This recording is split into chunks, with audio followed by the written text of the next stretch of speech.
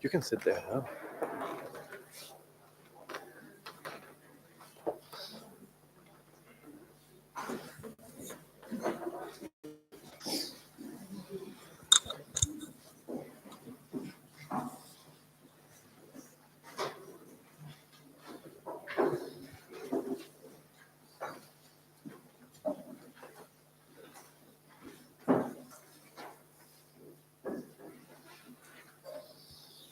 All right, good morning, everyone. Welcome to our fifth panel at our conference. The fifth panel is on urban resilience. And it's a great pleasure to have you all here today as we come together to explore interdisciplinary approaches to building resilient cities. Urban resilience is not just about responding to challenges, but I would say proactively shaping sustainable, adaptable, and of course even inclusive urban environments. We are honored to have an outstanding panel of urban environments. We are honored to have an outstanding panel, a complete panel, I have to say, of experts with us, each bringing unique insights from architecture, from engineering, from political science, and from urban planning. And their diverse perspective will help us to deepen our understanding of resilience in the face of urban transformation, of climate change, and societal challenges. My name is Nikolai Hannig. I'm one of the KRITIS PIs and professor of modern history here at the University in Darmstadt. And before we begin, I would like to just make some remarks on our system here at our panel. We have 50 minutes for each speaker today for their talk, followed by a brief Q&A directly after every paper, as we had it already yesterday. And then at the end, we will throw the whole panel into a discussion involving all speakers. We start with our first speaker, Damian Balkowski. Damian Balkowski, welcome to Darmstadt. Dr. Balkowski is an architect and urban planner, currently an assistant professor at MIT University in Skopje. His research focuses on the transformation of public spaces, urban morphology, and the development of border towns. And with over 35 scientific publications and 2 books, he is a leading voice in urban revitalization. And he also contributed to several major architectural exhibitions and served as a mentor in international urban planning workshops. And I just wanted to mention one of his latest papers, very interesting paper, Placemaking. The title is Placemaking as a Tool for Achieving Social Sustainability, the case of Struga's new open bazaar and River Quay. So everyone who wants to read this paper, please do it. And Damian, please, the stage is yours.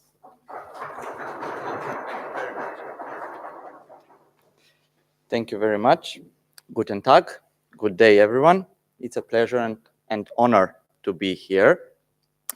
My name is Damian Balkowski. I'm an assistant professor at the MIT University in Skopje, Republic of North Macedonia.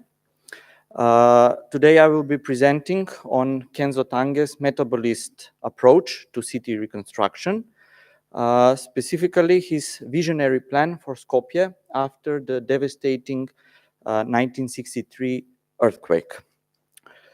Through this presentation, we will explore Tange's ideas, their implementation, and their lasting impact on the city's urban fabric through never-before-seen sketches and pictures of him and his team, courtesy of the Historical Archive of Republic of North Macedonia. So let's begin. Kenzo Tange was a visionary architect and urban planner, one of the founders of the metabolist movement in architecture. He was an architect who made a perfect fusion of Japanese traditional architecture with modernism. Metabolism remains the most well-known modern architectural movement originating in Japan. Metabolist architects and designers believed that cities and buildings were not just static entities, but were constantly changing organically. At the World Design Conference in Tokyo in 1960, a new manifesto was presented entitled Metabolism 1960, Proposals for a New Urbanism.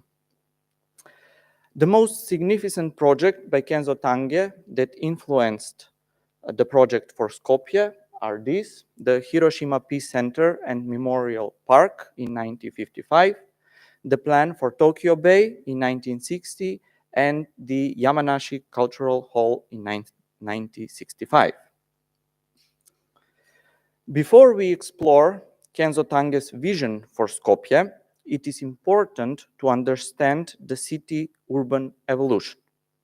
Skopje has undergone multiple phases of planning, each reflecting different architectural and urban influences and socio-political contexts.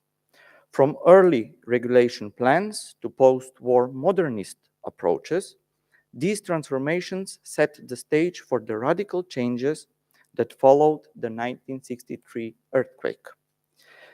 In 1929, the General Regulation Plan of Skopje was the first official planning document of our city, created by the architect Josif Mihailovic, developed according to English and French planning models in the style of the Grand Manner, neoclassical architecture, the City Beautiful movement, and Ebenezer Howard's Garden Cities of Tomorrow. In 1932, the regulation plan of Skopje was built by the architects Josif Mihailovic, Velimir Stavric, and Dragomir Petrovic, which saw the preservation of the Balkan character of the streets. And in the 1948, the General Regulation Plan of Skopje was designed by the architect Ludek Kubeš and a group of Czech engineers, based on the basic postulates of modernism. The plan is the basis for the post-war reconstruction of the city into a new political and social system and radically changes the image of our city. Unfortunately, on July 26, 1963, Skopje was struck by a devastating earthquake that changed the city forever. In just a matter of seconds, 80% of the city was destroyed, leaving thousands homeless and critical infrastructure in ruins. Only 1 in 40 buildings remained usable. With the city in ruins, the response needed to be immediate and well coordinated. The reconstruction was planned in 2 phases. First, restoring basic infrastructure and housing, and second phase, shaping Skopje into a modern city capable of growth and resilience.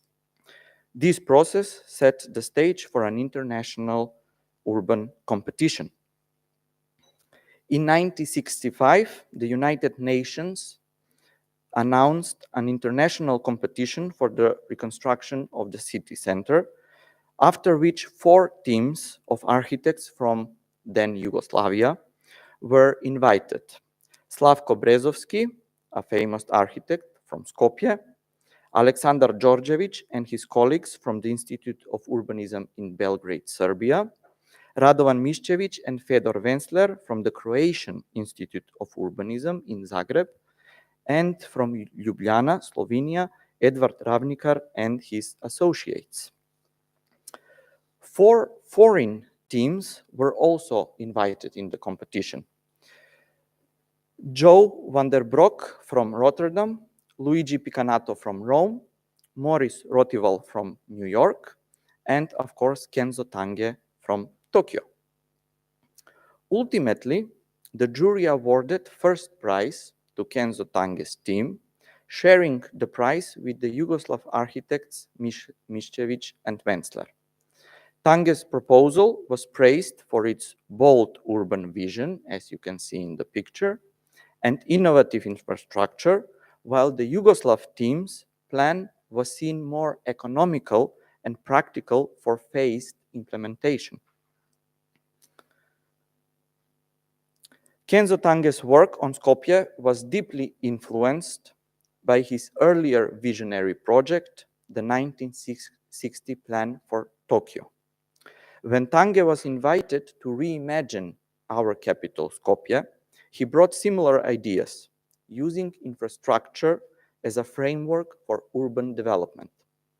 True inspired by Tokyo, the Skopje plan adapted to local conditions, incorporating both modernist principles and historical continuity. The result of the international competition was the General Regulation Plan of Skopje, finalized in 1965. True visionary, the plan also faced criticism for its scale and complexity.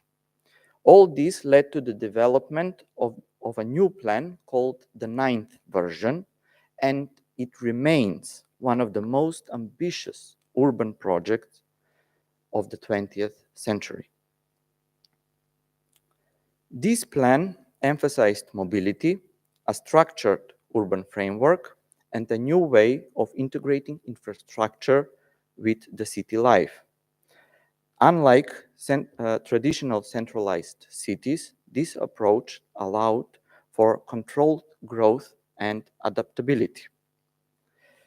These slides likely contain Tange's hand-drawn sketches, master plans, and diagrams. What you see here is Tange's vision translated into urban form and illustrates how the city gate integrates transportation and multiple levels. Like his Tokyo plan, Tange treats infrastructure as a living system capable of expansion and adaptation over time. One of the key infrastructural elements of Tange's plan was the city gate, a major entry point integrating rail, automobile, and pedestrian traffic. Designed as a multi-level dynamic structure, it provided efficient traffic flow while incorporating commercial and public spaces. A key feature of Tange's plan was its infrastructure-driven approach. Instead of designing static building, he envisioned an urban framework that could evolve over time. The city gate was more than just the entrance to the city. It was a multi-level transit hub, directing traffic flow efficiently and integrating different modes of transportation. Beyond the city gate, another defining feature of Tange's plan was the city wall, a reinterpretation of Skopje's historical fortifications. Tange saw the city wall as a way to connect old and new Skopje, preserving the memory of the past while creating a modern, functional living environment. Tange's reconstruction plan for Skopje was structured around two key urban axes. The north-south axis, which is in red. This followed the city's historical growth pattern, ensuring continuity with the pre-earthquake urban fabric, and the east-west axis in yellow, a newly introduced structural element aligning with the Vardar River, shaping future development along the waterway. This axis served as a foundation for Skopje's modernization and expansion. Another key element of Tange's plan was the introduction of the two main rings.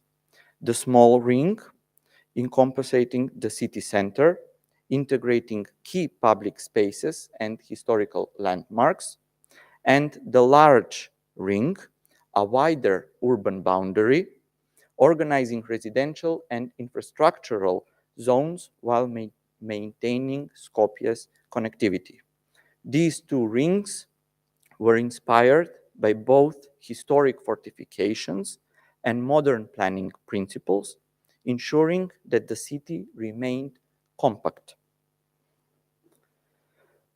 And like any ambitious urban project, Tange's plan for Skopje was met with mixed reactions. Some critics argue that the plan erased the Skopje's historic character, replacing its organic urban fabric with a rigid, modernized structure. They claim the city lost part of its identity in the process. However, supporters see it as a bold step forward, balancing modernity with historical continuity. They highlight that Tanges preserved key landmarks, such as the Old Bazaar and the Old Fortress, while introducing a structured urban framework that prepared Skopje for the future. Looking at Skopje today, we can see both remnants of Tange's vision and the ways in which the city has evolved beyond his original plan. Kenzo Tange's design for Skopje after the devastating 1963 earthquake is a powerful example of the metabolist movement, which emerged from the need to rebuild not just the city's physical structure, but its social fabric as well, symbolizing resilience and renewal. This approach positioned Skopje on the global map of urban planning. His work serves as a model of how architecture and urban planning can respond to a catastrophe with foresight and innovation. Thank you very much. Vielen Dank. Thank you. All right, thank you, Damian, and thank you for your perfect timing. We have time enough for a short Q&A, for direct questions to Damian. Yeah, please. Hello, hello. Thank you for the presentation. I want to follow up on one thing you said about the plan regarding its mobility infrastructure. You mentioned that it was meant to be adaptable over time. And I was wondering how adaptable has that been since then, right? I mean, if you can you give examples of how this adaptability has actually played out, especially considering that a lot of planning legacies from the middle of the 20th century have been so car-centric, and one of the issues we're struggling with in adapting our cities to other mobility needs and means of today. Yeah. Thank you for the question. It is a nice question. After me, there will be another presentation on this vision for Skopje, where my colleague Sanja will be talking about the level of the implementation of this plan. So I wanted to make my presentation more conceptual and saw something that was never seen before, I think. But in what you are asking me, I think in the afternoon with the next presentation, we can answer the question more perfectly. Yeah. Thank you very much. Another question? Yeah. Yes. Thank you very much for your presentation. I'm really intrigued about the fact that the medieval and early modern fortifications played such a big role especially in renewing the city. Because in Western or Central European cities, those had been reconstructed since the end of the 19th century because they were perceived as being hindering to circulation of any kind. And so you have already mentioned that it was a measure. One part was that it served as for keeping the city compact. That was one thing you said. So, but I would really like to hear how is it, what the function was, how did they integrate it, and also in a modern way. And you also mentioned the gate, and I was wondering, are you talking about an old city gate, or is that a new construction? Yeah, I think that his vision was very bold, and he wanted to make Skopje a metabolist city. And if it was done 100%, I think that Skopje would have been a much greater city to live in than now. As you can see in the slide in his plan in 67, I think that because of his two rings, the smaller and larger ring, he proposed, those were the key elements for making the city more compact. And those are still here. So unfortunately, Tange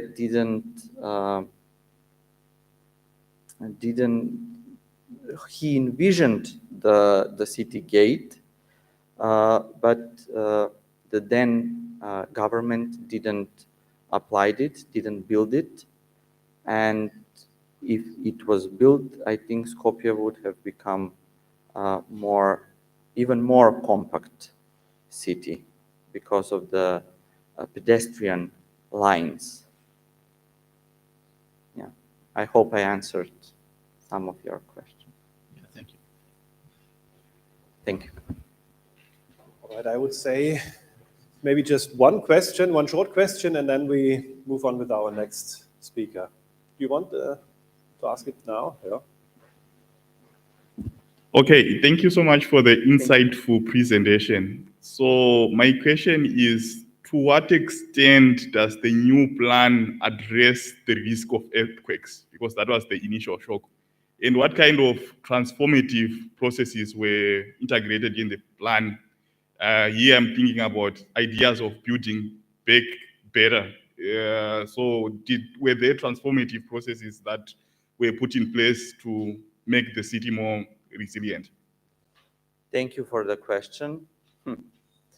I'm not an expert on earthquakes and earthquake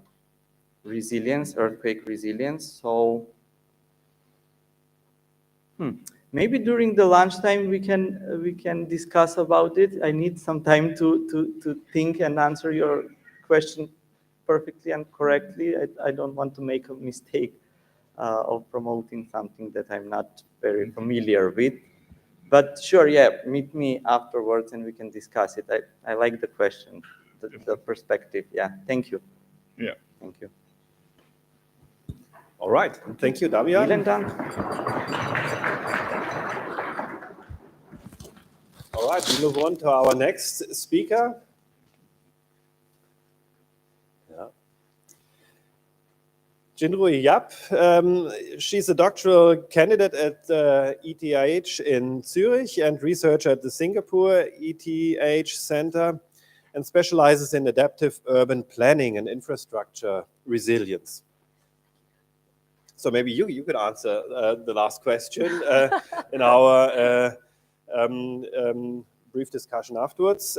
With a background in engineering and policy analysis, she's worked with the World Bank Group analyzing disaster risks and urban vulnerabilities, and her research contributes to sustainable city planning, emphasizing the importance of adaptability in infrastructure development. And her latest paper, just wanted to mention it, it's about trends and opportunities in adaptive planning for the built environment, a literature review, and you wrote it's still under review. But yes, maybe actually, it just came out 2 days ago. Well, perfect. It didn't come out. So everybody who wants to read it, you can read it right now. Yes. So the stage is yours. All right, thank you. Thanks, Nikolai.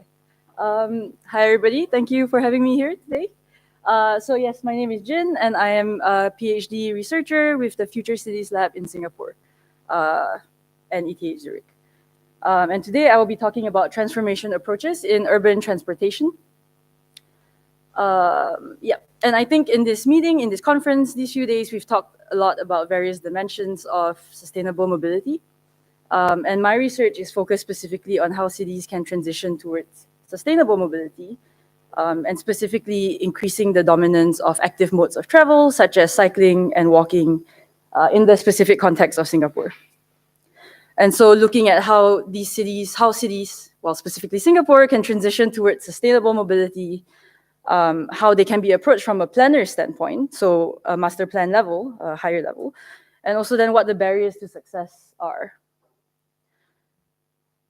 And for context, a large part of my PhD is, if I had to give 3 keywords, it would be adaptive planning, adaptability, it would be about path dependencies, and of course, transport. And so a big part of my research is looking at how path dependencies constrain transformation plans.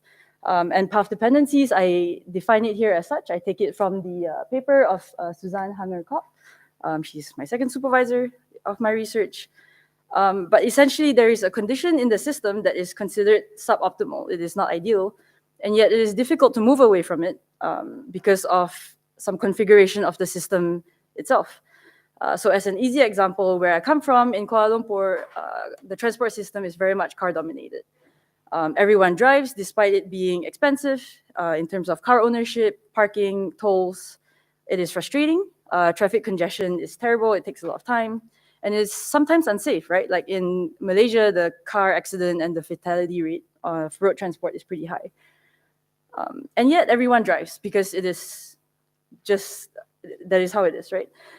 And so looking more closely at that in the literature, there are 3 types of path dependencies that are often talked about in transportation. And so I discussed this in the context, again, in Singapore. The first kind that is most often mentioned is institutional path dependencies. So there's bureaucratic inertia. It's difficult to make decisions and to move forward with it. There are regulatory frameworks that were developed before that limit transformation. And then there's also fragmentation of governance. So your planning agencies maybe are not aligned, they are not talking to each other, and that makes it difficult. In Singapore, I would say that the institutional path dependencies are one of the it's the lesser of the limiting factors. So the will to control the vehicle population in Singapore comes from the top, right? Singapore is a very small country. It has very limited space for expanding roads. And the Singapore government has been well aware of this from the start. So for example, the first policies to control vehicle ownership started in the 1970s.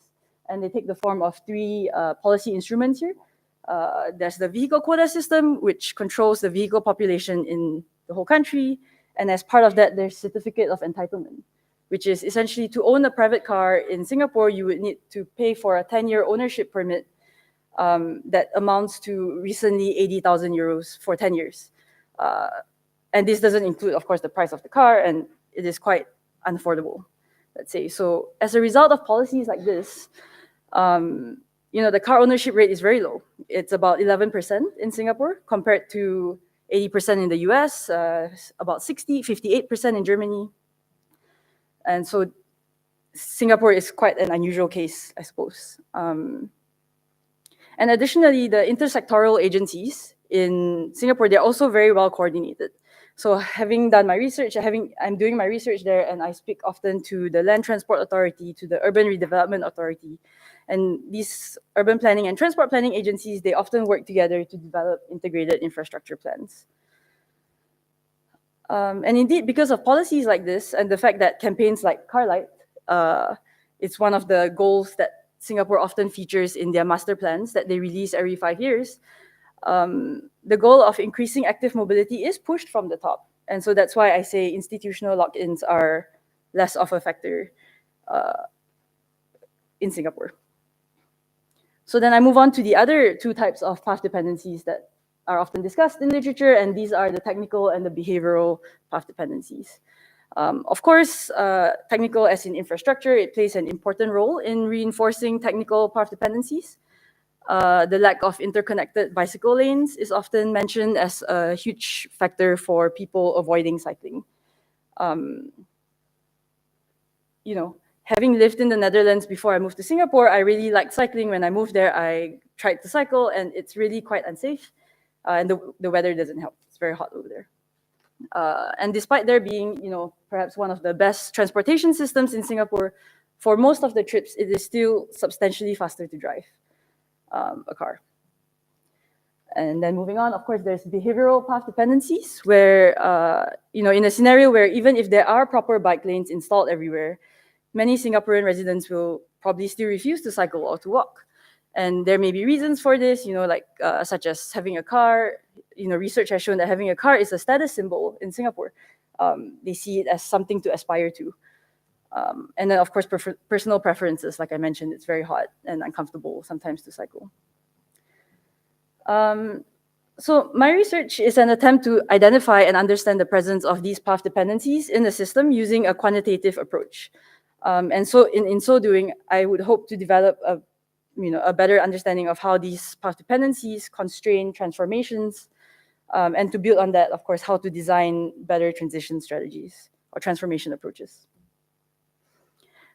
To do so, what I've done is I've developed a land use model, a land use and transport model that I put here. And maybe this is too much to read, but essentially what it does is it integrates both the technical and the behavioral factors in Singapore's land use and transport system. It incorporates the infrastructure networks, where travel demand is simulated and distributed over the network, which lets us know specifically where in the network there might be high traffic or congestion. What share of total trips do each mode have? How many percentage of trips are by car or by public transit? There are behavioral aspects incorporated as part of the choice models that I've put in here in the dashed boxes. And so these user preferences are extracted from a household travel survey that we obtain from the planning agencies. And these are used to simulate decisions on travel mode choices, vehicle ownership, residential relocation. Let's see. And then I've also attempted to make the feedbacks and the delays represented in this model, right? So feedbacks that increase the complexity of the system and that perpetuate path dependencies and lock-ins. So congestion influences mode choices and vehicle ownership preferences. There are delays to changing car ownership. You, of course, do not sell your car the moment you experience congestion on the road. And then, of course, relocation dynamics, they change the land use attributes, which also studies have shown to affect decisions like vehicle ownership and residential location. So what I do with this model is I calibrate it to the Singapore system. I run it in the baseline to see that it matches what we observe, travel data. And then I can implement interventions in the system, transformation interventions, to see how travel patterns change in comparison to the baseline. And this I put together to conceptualize the kinds of transformation approaches there could be. And there are two axes I look at. There are the adaptability axis. So you can have static plans or adaptive plans. You can work incrementally. You can implement these plans incrementally or transformationally, right? And so I look at adaptability because it's considered important for managing uncertainties about the future and increasing the success of your transformation plans. Having adaptability, as we've talked about already, it means that planners can change their course of actions as they observe changes in conditions in the system that they're working in. On the vertical axis, I talk about the scale of intervention, incremental, transformational. This is a nod to the ongoing discussion in transitions research on whether an incremental or a disruptive approach is better. Yeah. And so in this presentation, I show only the static approaches. So the static incremental and the static transformational approach, which I call the fixed increments and the planned disruption, respectively here. And in terms of operationalizing the interventions of these two types of interventions, I look at road repurposing, as this is something that the Land Transport Agency, they have expressed lots of interest in, and they have actually started doing in some places. In Singapore, it is allowed to cycle on pavements, but what happens in reality is that the narrow pavements are now shared with pedestrians, and it leads to often conflicts and accidents. So they like to repurpose road lanes due to limited space. So building on this, I look at interventions that identify viable links in the network, arterial roads, so the smaller roads that lead into the big motorways that are wide, so they have more than 4 lanes, and we take 1 lane and turn that into a bike lane. So I modify both the cycling and the road networks in the model. So I expand the bike network, and then the links on the road network now have a reduced capacity. So the transformational approach does it all it implements it indiscriminately across the island, whereas the incremental approach, it looks at a spatial incremental approach, where we start in the core central region, the CCR, that's what they call it there, right in the CBD, the Central Business District, and then you move out towards the rest of the central region, that's what RCR means, and then towards the east and the west and the north. And finally, results. So preliminary results from my model show this. It's the same. It shows outcomes, the same outcomes. The network is the same at the end of the run, right? But then the results are different with different implementations. And what this shows here is the aggregate mode share. So the first row is for the fixed increment policy, where we have the mode share by car, the mode share by public transport and walking in the middle, and then the mode share by cycling and taxi. Because the shares are so different, I have to plot them separately. And we see that with the incremental approach, car mode shares do show a drop. The drop is admittedly minimal. It is on the order of just 1 percentage point, which corresponds to about 5,000 less car trips in the period that I'm looking at. And most of these trips do shift towards cycling, although you can't really see it there because the change is quite minimal. But when you compare this to the transformational approach, you see that it basically flatlines. So even though the network is the same at the end of the run, the trip share is slightly different. It looks as if nothing happened. So this is on an aggregate level, on a national level. But if we look at a zone-to-zone level, so breaking it down, we see that there is a difference in travel times and trip shares across the zones. And so there on the fixed increment level, what I show on the x-axis is the change in car trips, the proportion, and the change in travel time, in the car travel time from those zones to all the other zones.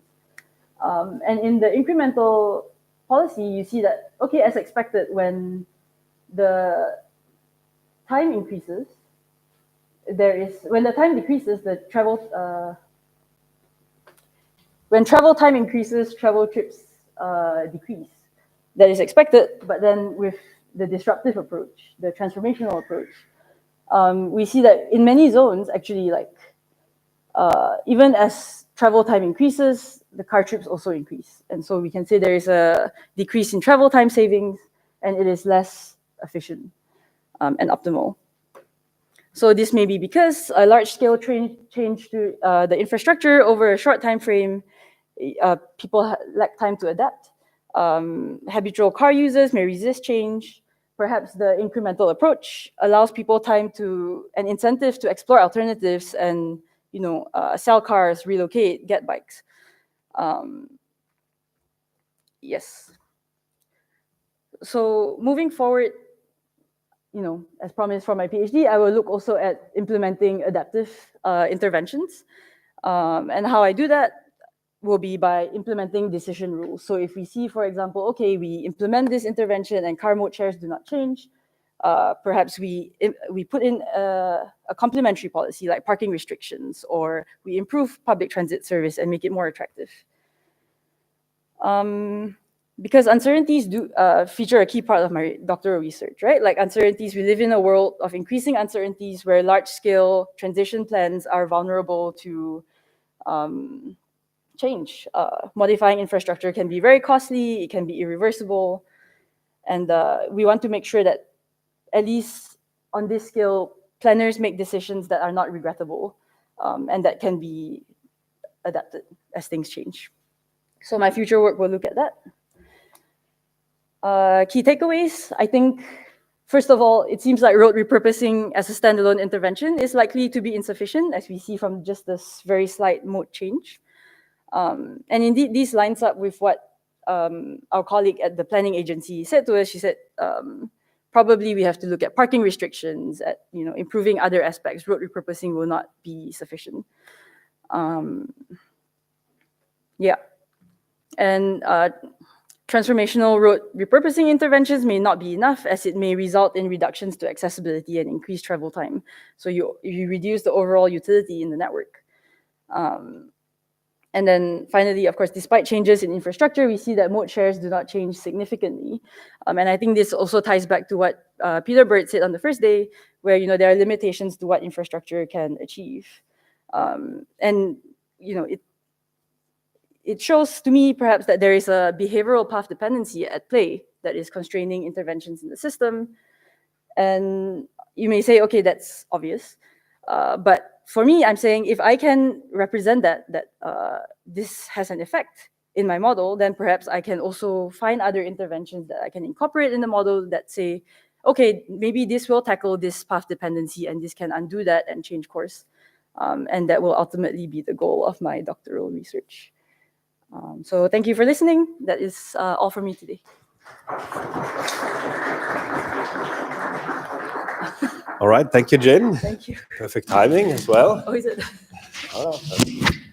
Are there any questions, direct questions to Jin? Two, yeah. Yes. Thanks for that super interesting presentation. I do not have a question, more a remark, but don't worry, I'm sure. The last point you made, like that you suspect behavioral path dependencies at play. I don't know if you know that, but there's this concept of mobility biographies by a sociologist who works in Frankfurt. And I forgot his name, but I will look it up. And they have developed like a concept or a theory to explain those behavioral path dependencies, and also discover like sort of lines of or like cracks in those mobility biographies where mobility behavior changes. And maybe that could be interesting to look at. Yeah, Thank you. That was my comment. Thank you. Just take it as a remark. Yeah? Yes, Thank you. Hi. Yeah, thank you so much. This is very interesting to kind of see the clear distinction in measuring between incremental versus disruptive change. And I'm curious if you noticed, accounted for, if you see value in the future in looking at a scenario where there's a combination of the incremental and then the disruptive, that one of the pitfalls for a disruptive change on behavior is that it's immediate and people don't have an option to adjust to that and plan for what that is. And so the scenario, if there's a kind of continuous iterative change that provides other alternatives and other ways of thinking, and then that's punctuated by more disruptive changes wherein people are kind of prepared for being able to change or rethink their own behaviors. Do you see a scenario of a combination of those two? For sure, yeah. So that's absolutely what I would be looking at. So the first part of my research is about detecting path dependencies using a model, but then the second part would be to identify interventions, I say, to undo these path or mitigate the effect of these path dependencies. And so identifying combinations like that, the kind of policy design that could plausibly be effective in the real world, that is definitely on the books. Maybe a last question here. Oh, yeah. Okay. Thank you. Thank you very much. Very nice presentation and study. The bit of a follow-on to Peter. The one intuitively advantageous outcome from an incremental approach is learning. Yes. And we know from a lot of research that mode shift to active travel and cycling has a strong learning component. And the leaders go for, the fanatical people in London who cycle through all weather, for an hour and a half from the suburbs. They were the kind of leaders for the cultural change in cycling to work, and then people follow. So it'd be super interesting, both policy-wise and scientifically, if you could somehow measure the learning effect that is associated with an incremental, and how much additional lift that would give compared to an immediate transformative approach. Yes. So I haven't done that yet, although I did speak to some colleagues who talk about, I do have some colleagues who work on technology diffusion models. So it's kind of an adoption model where it's not so much learning, but it's a social network based, right? Like if my friend is doing it, then we'll do it too. And it kind of represents, maybe not exactly the same, but similarly, this pickup effect of more and more people doing it as they get used to it. Also something for the future, I suppose, to do. Thanks. All right, thank you. And I would say we take the last questions for our final discussion. We move on with our third speaker. So thank you, Jin, again. Our third speaker is Bernhard Jonathan Sattler, currently a research associate at the German Aerospace Center.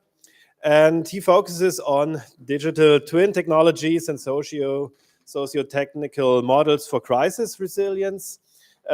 His work integrates engineering, urban systems, and risk assessment to enhance infrastructure resilience. And as a visiting researcher at the Singapore ETH Center, so you might know each other, he continues to explore innovative approaches to urban resilience through quantitative modeling. And I just wanted to mention again your last publication. The title is Modeling Water Availability During a Blackout Under Consideration of Uncertain Demand Response. So Bernhard, we're looking forward to your paper. The stage is yours. Yeah, thank you very much for the introduction. And yes, indeed, we actually know each other from Singapore. I'm back from Singapore for a month about now, but it was a very interesting time. And today I'm actually going to talk a bit about the work that we did there regarding detecting patterns in socio-technical risks of infrastructure, in my case, water infrastructure. And to kind of illustrate what I mean when I talk about patterns, I would like to invite you to play a little game in your mind where you pretend to be in a game show. And as in any good game show, you have obviously you have a host that is in this case wearing a funny hat. And in this particular game show, you're trying to guess which animal the host is thinking of. And he gives you clues around this animal. And the first clue he might give you is something very specific, like telling you that the animal is vegetarian, so it only eats plants. Well, when you try to guess that, you could obviously come up with a number of animals that are on a plant-based diet. So you don't really know what he's talking about. And even if he gives you more insight, so for example, the color of the animal, there might be many animals that he is referring to.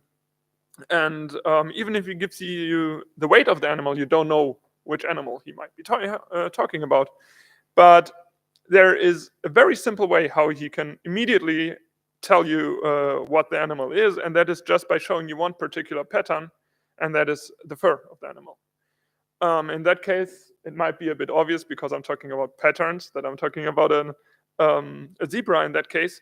But what happened here is really that despite having a lot of data on the system that we're looking at, it really didn't help us as much to have specific data on the system, but rather as soon as we had one characteristic trait that we could recognize, we knew what we were talking about. And what I want to be talking about today is how this kind of thinking can help us with understanding how infrastructures, or in my case, the interplay between infrastructures and societies can work. And so first of all, I'm going to talk a bit about how basically the abstract construct of that works. Then secondly, I'm going to make it a bit more specific for socio-technical risks in water infrastructure. And then I'm going to show some of the results or examples of what we can find with this approach.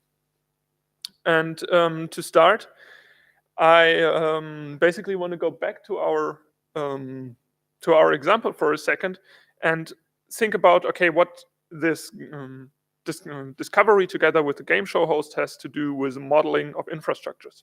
Because when we try to build a model, what we basically try to do is we try to conceptualize the world around us. And that is quite similar to trying to guess which animal the host might be talking about.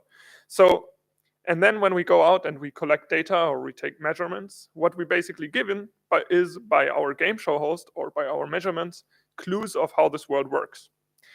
And while we try to model and try to come up with what describes our system best, if we're trying to focus on patterns, there is an opportunity that we can get a better understanding of our system and better leverage on system identification than we might have than if we just were to look at high-level metrics such as a single measurement or a single time series or something.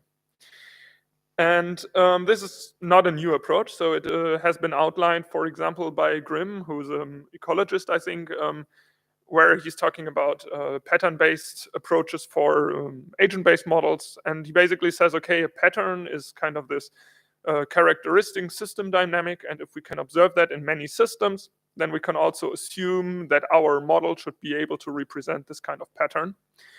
And that gives a number of advantages. One of them I mentioned, that it becomes clear with less patterns what a system we're looking at.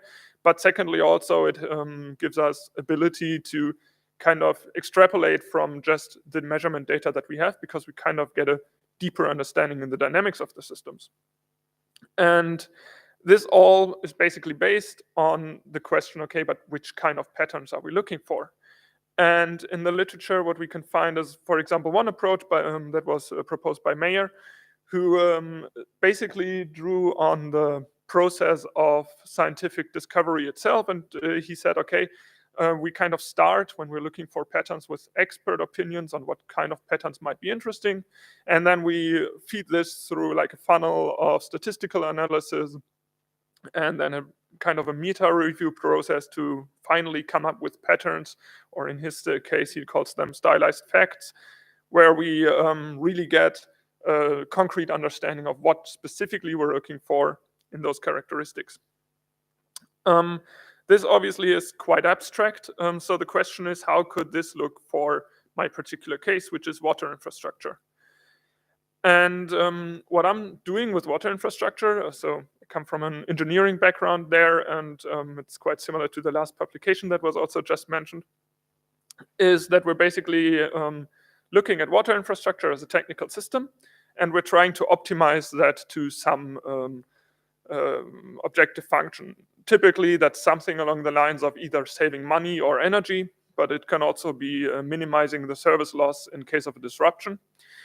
And then what we're basically trying to simulate is how does the system behave and try to figure out what's the best way to operate it. However, this depends on the constraint of demand, which means basically how our system behaves depends on how humans use our system. And this is what we call a socio-technical interdependency. But what it basically just means is we have no idea how humans will actually behave, especially in like uncertain situations. So we kind of need to figure out what that is. And the question that I'm asking here is, how can we find patterns in order to understand better how those humans behave in order to identify the right way to describe their behavior in our models? And when we're talking about risks in specific, then we tend to talk about the extreme values in this behavior. That's actually draws back a bit to a talk we heard 2 days ago by Mr. Webster. Sadly, I cut out a few images from that slide before, but basically what we're looking at is the extreme values and how they also propagate if we look at our distributions in the extremes. Because that's basically where we find all kinds of extreme events that drive the uncertainty that we might be looking for. So the question is, if we want to understand better how humans interact in those, what are the methods that we can look for in order to do this statistical analysis that Maya talked about before.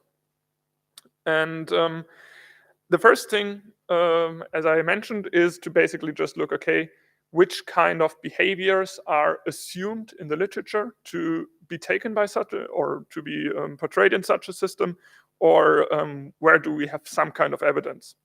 And the first one, when we talk about infrastructure, that most people here are probably aware of, is that there is a difference between how humans behave using an infrastructure during the day versus during the night, and also during different weekdays. And this is obviously pretty easy to find out. So a very standard approach to finding patterns in data is, for those of you that are a bit in that region, is like clustering methods. So I'm not going to go into detail here, but basically what we can say, okay, we can find quite strong evidence that this is also the case for water. But this actually doesn't give us too much insight into the extremes, because if we look for patterns with very classic approaches of pattern detection, obviously what we will find is the most common patterns and not really what interests us in extreme or risky situations. So the question then becomes, okay, how can we look beyond those standard patterns? And the approach that we used in this specific example is to filter them out by a method that I'm not going to go into detail, but basically what it does is it filters out the general trends and repeating patterns in the time series, which we can call kind of the expected behavior. And then it leaves you with a residual that is basically just a modeling error of the system. And this residual we can then use as a proxy basically for the uncertainty that happens in the system in terms of how unusual the behavior is that we're experiencing. And what we find then is a second pattern that is also quite well described in the literature for other systems, but hasn't been described for water as much, is that under most circumstances, we actually see quite normal behavior in the sense that those errors that I just showed are normally distributed. But then we have certain times or periods in which this uncertainty increases and changes the shape of the function, which is kind of plotted below. So we twice have like a histogram of that, once just with a log scale for it to see a bit better. And what we can basically see is that in the middle, so in the most frequent times, it behaves quite similar. But then we have these bursts where in sometimes we have like very extreme deviations from the center that we wouldn't expect under normal assumptions of our systems. So, and this is the second pattern where we can kind of see we have like these two regimes between like normal and risky behavior in the system. And then the third thing that we want to obviously look for is, if we know that there's two situations in the system, can we kind of distinguish or predict when these are going to happen?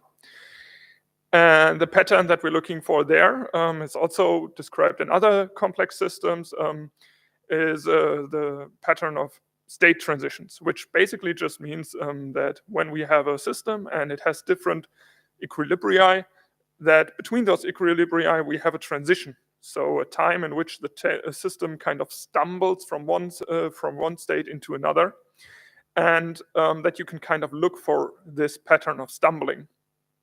And what this means in the specifically for time series data, which is normally what we look at for those water demand situations, is that we have two distinct states in which, as I just mentioned, the demand will be quite regular in some way, and those might also be different, but there has to be some kind of transition. And how that transition typically looks is now obviously that the system increases in the way that it's moving in some way, and then we can kind of detect this increase in movement through, for example, some statistics, in this case, the variance and the skewedness and autocorrelation of errors, but I'm not going to go into detail here, and use this as a predictor for looking for state transitions. And this is what we're currently looking. So if we think back to the last slide, we have these different areas with differently distributed errors. Then how can we detect early when those errors start to pick up or the properties of those errors change? That was kind of in a high-level overview, but what I kind of want you to also maybe take away, because I guess not everyone here is working specifically with time series data of water demand. So the first thing is that something that we also heard in the last days is that focusing on patterns or characteristic dynamics may give us more insights than just looking at aggregate scale statistics of a system. How we can do that specifically for extreme value risk or tail risks, as we call them, is like to look at the tails of the probabilities in our systems. And there's actually a lot of information that we can look for. And the third thing is maybe a bit of a learning for myself is when you think about looking for patterns, there's a certain line between looking for patterns which you can use for models and actually building new models.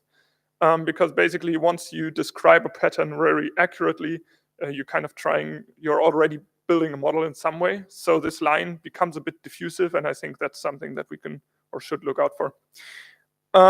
That's an overview. Thank you very much for listening, and I'm happy to take your questions. All right, thank you, Bernhard. Are there any direct questions for Bernhard? Yes, please.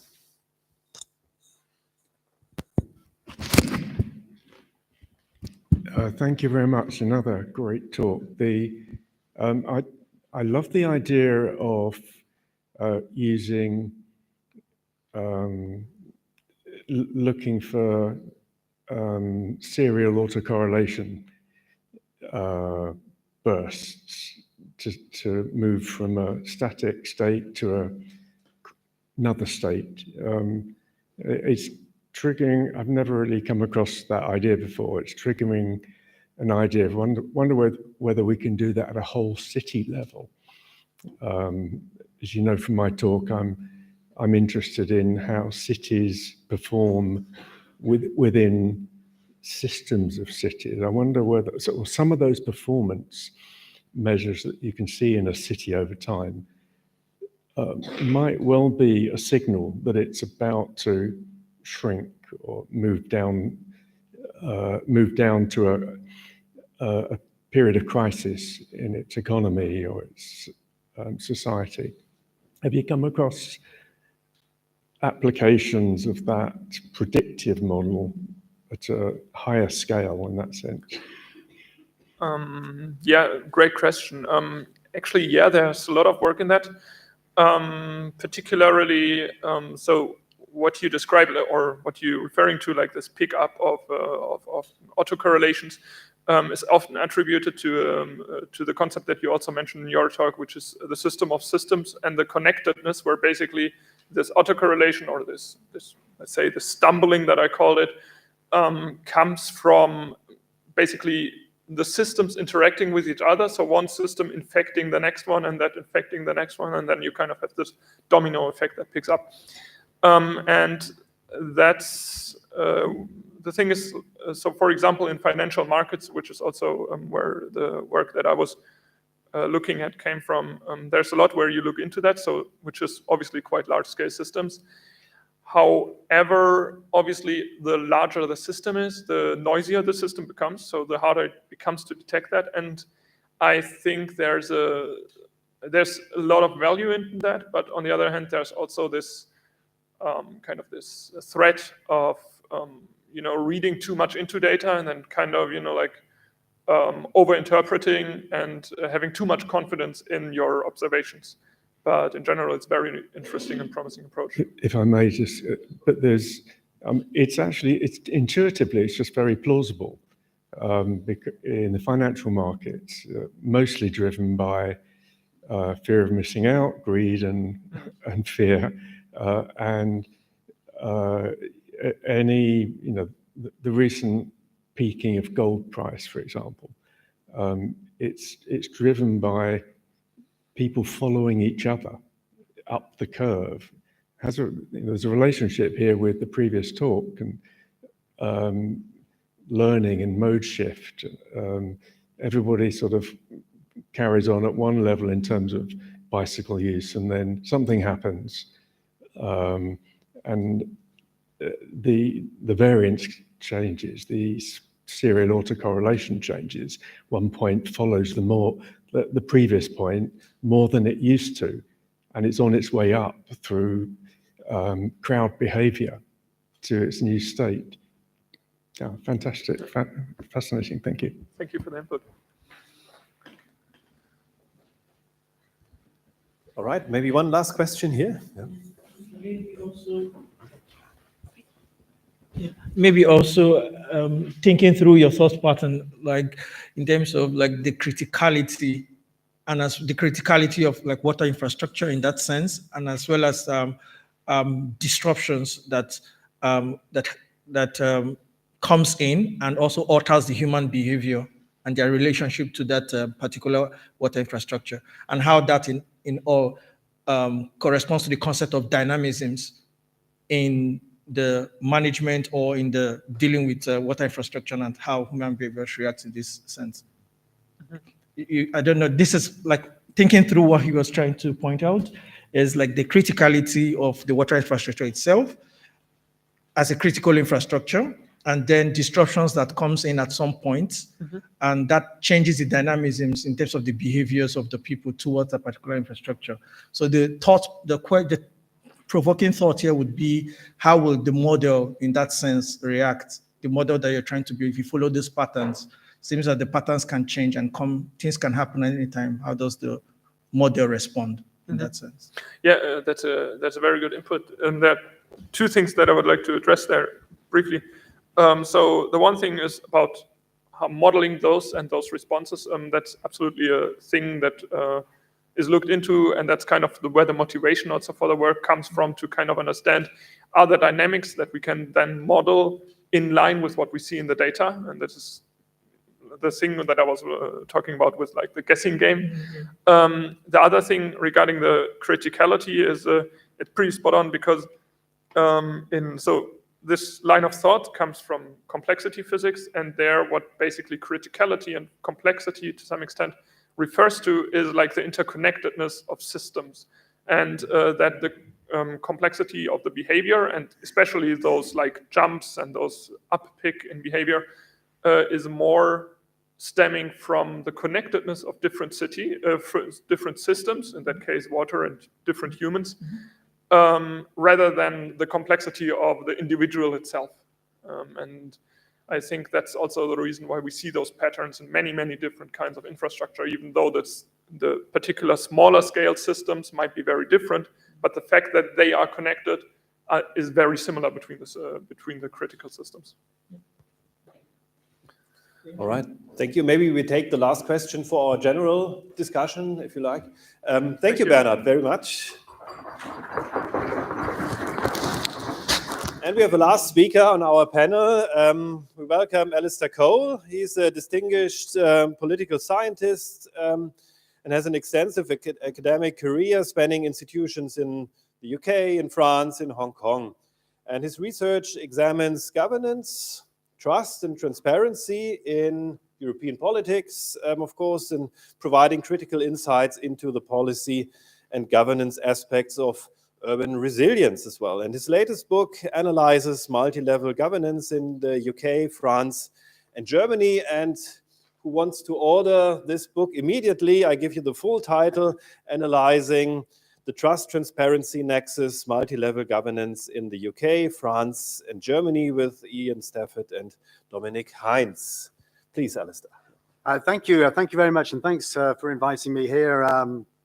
It's great to be. I shouldn't say it's great to be back in Darmstadt. I have been here before, but a very long time ago.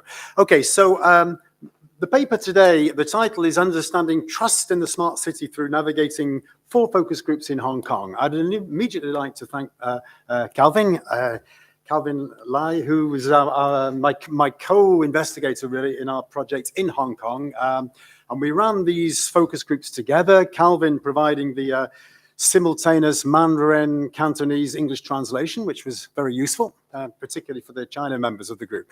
Let me say something about our project. This is a I mean, in a sense, this communication, it's drawn from a project that took place between 2020, 2022. It was called Trust and the Smart City in Hong Kong and the Greater Bay Area.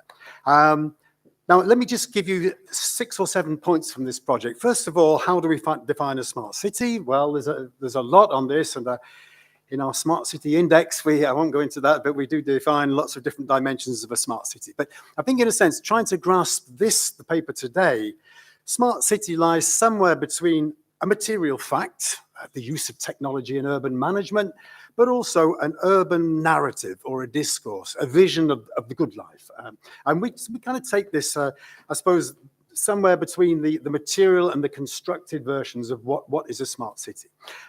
It's an essentially contested concept in many ways, and this is quite nice because it leads us to pose the second dimension, which is about trust in the smart city. Now, trust is a very complicated issue. I'm not going to get too much into definitions here, except to say that in the context of smart city, trust is very important, because trust in government, experts, institutions, markets, it's critical really in the context of a digital transition. If there's no trust, then it's difficult for many dimensions of the smart city to function properly. And that's something I'll come back. But choices have to be made on the basis of incomplete information and technological risks. And so these were the basic questions we were trying to talk about in our project. We had a survey, we did interviews, and we did focus groups. I'll mention these a little bit en passant, as we say. But in terms of trust, which I guess is the subject that interests me the most here, we take 3 dimensions. Trustworthiness in terms of actors, providers, outcomes. Are the actors of the smart city trustworthy? Okay, and are they trustworthy in relation to who? To consumers, to citizens, to public or private actors, and so on. So trustworthiness is one. The second dimension is about trust and technology. The smart city is a data-driven city. It requires trust in the use of data. Will the data work? Does the technology work? That's a form of trust. Can we be sure that the data that we provide to smart city providers will be dealt with in a confidential way or in a morally rigorous way? And I was thinking about the keynote from this morning, which was fascinating, really, because in a way it supplants already what we were doing a few years ago. But the questions are really spot on for that. So trust in technology, and then we take trust as a proxy, in a sense, for some deeper beliefs. Why might the smart city not be trusted? Is this because of characteristic profiles? Is it because of processes of data trust or of datafication of society? Is it because trust is quite simply an epiphenomenon? And when we talk about trust, particularly in the Hong Kong context, in 2020 to 2022, people are speaking about something else. And in fact, that comes out very strongly, particularly in the interviews. But I think this effort of interpretation, it is important because it helps to define the object. Is it trust or mistrust in technology per se? Is it trust in providers, or is it trust in a way in technology as a process? Does it endanger or guarantee liberties as well as providing public services? So these were our general questions. We talked about Hong Kong. I was in Hong Kong for 5 years. I had the privilege of being there for 5 years as head of the Government and Political and International Relations Department in Hong Kong Baptist University, so the Kowloon Tong campus, for those of you in the know. Not the only one, of course, CityU being more prestigious, I think it's fair to say. But anyway, Hong Kong's made consistent endeavors to sell itself as a smart city. It's regularly appeared high up the lists of being one of the best smart cities in the world. It's high up the rankings. It makes a big noise about use of smart technologies and instruments. It talks about I Am Smart, eHealth, Leave Home Safe, faster payment system. These are all programs that are introduced by the Hong Kong the HKSAR government, as well as a quite elaborate and over-wordy document, the Hong Kong Smart City Blueprint 2.0, with its 131 propositions. I won't go into the details of that. anybody who wants to look at it can get hold of it easy. So, but in a sense, so Hong Kong portrays itself as a smart city. But we were interested in going, of course, beyond official narratives, and we were interested in trying to dig down, find out, well, what do Hong Kong residents think of this? So we carried out a survey. What do business people think of this? I don't know why you got businessmen in there. It should be business people. But anyway, what do the civil society actors think of this? What about academics? So we carried out a survey.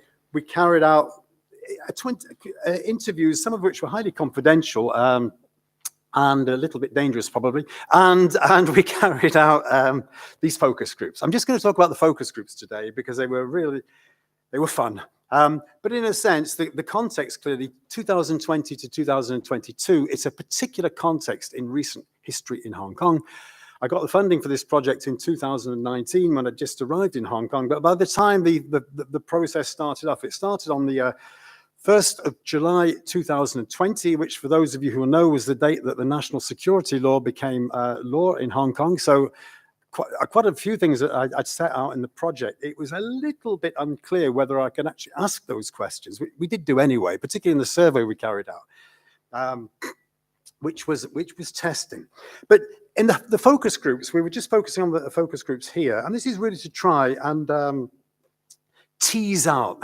The survey was great for what surveys are great for: basic correlations, finding out, trying to identify, key drivers between those supporting smart city. Narrative, the interviews were absolutely fantastic for understanding how the smart city blueprint was produced, for example. So in a way, those accounts were irreplaceable, and also giving different perspectives from business, from civil society, from governments, including not just the Hong Kong government. So those interviews were irreplaceable. But the focus groups were fantastic because they allowed us to compare 4 different perspectives, and I'll just present these briefly. We had 4 focus groups. They were carried out in December 2021, as I remember, Calvin. We had 4 groups. We called these groups. Group number 1 was young Chinese. Group number 2 was a mixed origin group. Group number 3 was public sector, and group number 4 was private sector. The young Chinese, they were unanimously from mainland China, across China, in many, many different cities. As the reviewer to the article that we're just about to publish pointed out, yes, but you've got your survey is a bit skewed in terms of females, so we'll come back to that if necessary. But anyway, we had the pure Chinese group. We had a group that's very much a mixed group, 50-50, mainly based in the student population. But then we had a group that was entirely public sector mainly working in Hong Kong, but not only in Hong Kong, mainly working for things like the police office, the tax, the revenue service, public officials. And then we had a group that was private sector, and these were people in Hong Kong working for private companies, mainly Hong Kong companies, but actually nearly all Hong Kong companies for this private sector group. So we carried out, that's a basic description. We carried out our 4 focus groups. We recorded them. We did some word frequency analysis, which I won't go into too much. We do it both for the overall group as well as for the 4 specific groups, and we compare them. I just want to talk about some of the key points here. First of all, what were the convergences between our different groups? Okay, there were some nice convergences as well as some differences. In terms of convergences, all groups converged around the belief that smart technology ought to be positive for city development, all things considered. Above all, that the smart city is framed as a technological venture. Now, that's quite interesting because it is not necessarily the case in our survey or in our interviews that smart was necessarily associated with technology. It was very much in the focus groups, but not necessarily in the other forms of investigation. And Calvin and I, in one of the papers we wrote, we tried to, because it struck us, particularly from the interviews, that there were at least 3 different versions of what smart was. Certainly technology was one, but also sustainability was another, and also the use of particular instruments in government was a third one. So we tried to play out these different representations of what smartness might mean in the groups. But across the 4 groups, smart city is associated with the delivery of public services by digital means, particularly by apps. And so smartness technology becomes the main reference really in those groups.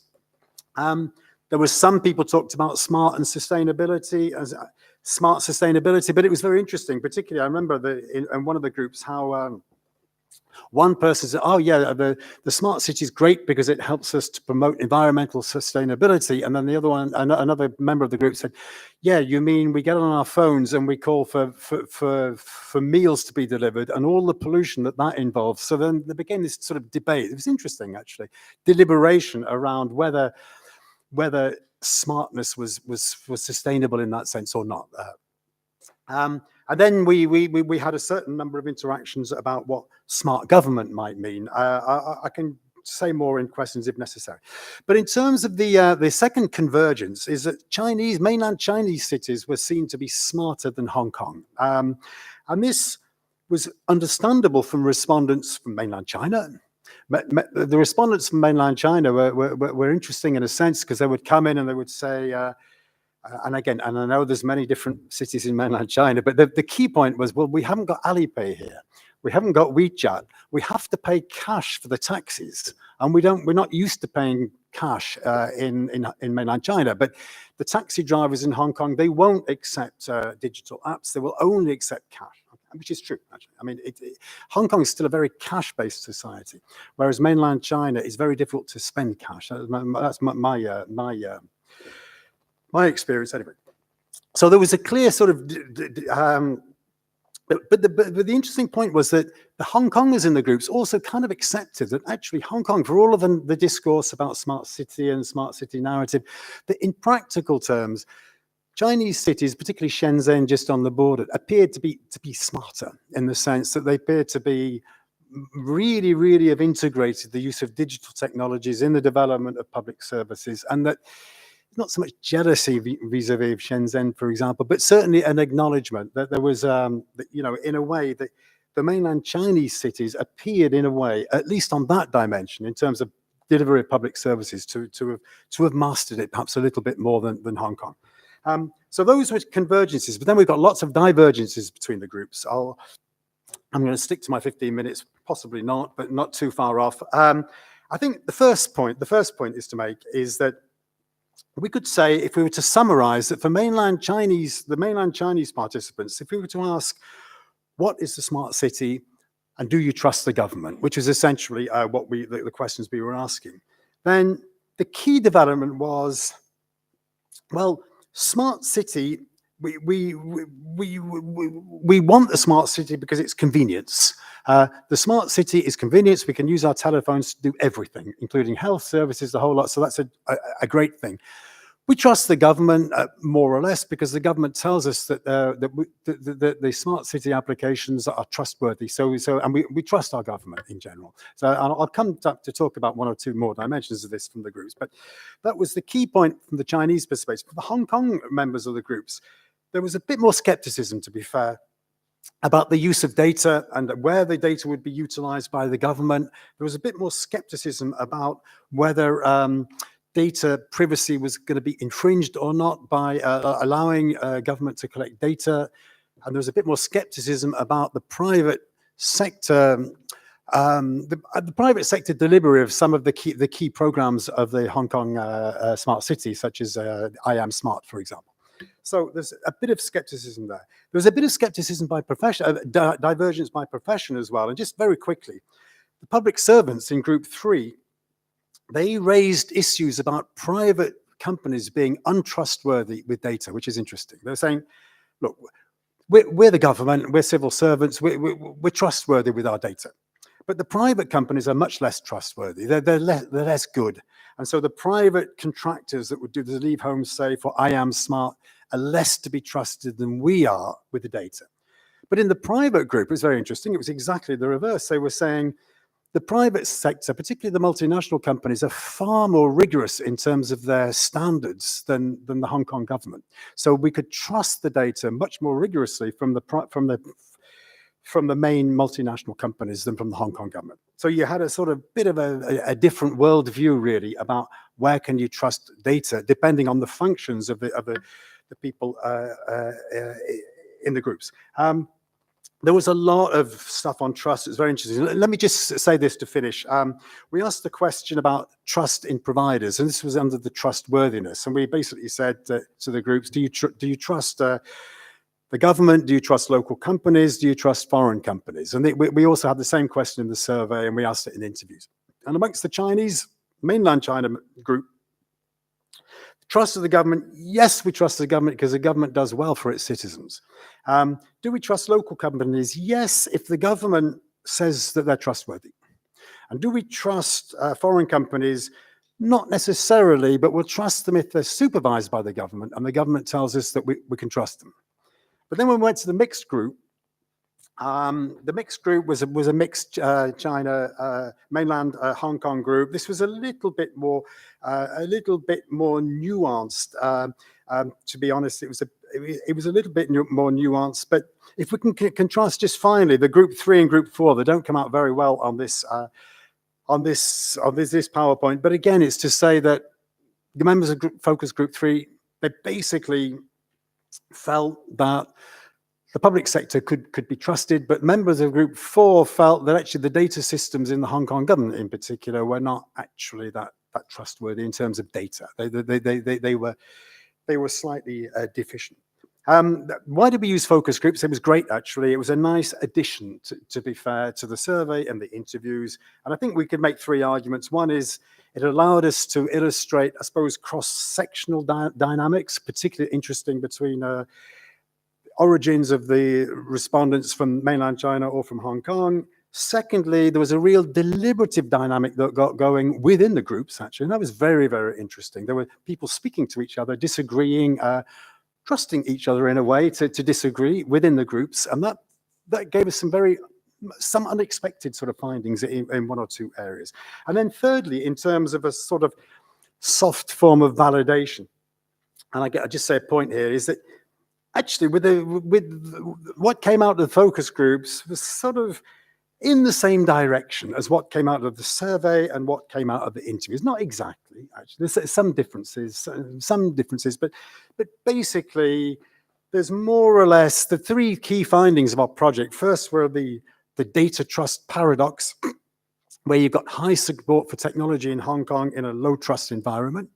The second smart finding was that smart city to some extent is a bit of an empty signifier. It's a little bit difficult to set out exactly what it means, and it can be open to contestation and rather contested meanings. And the third point was that there's clearly a social impact of trust here. And in our survey, that it came out very closely that the youngest age cohorts were those that trusted least the government, hence they trusted least the smart city blueprint, whereas the older generations were much more proud of being from Hong Kong, and hence they trusted more the digital apps, which they couldn't always use, however, because they're complicated. So that's another sort of sub-paradox to the paradox.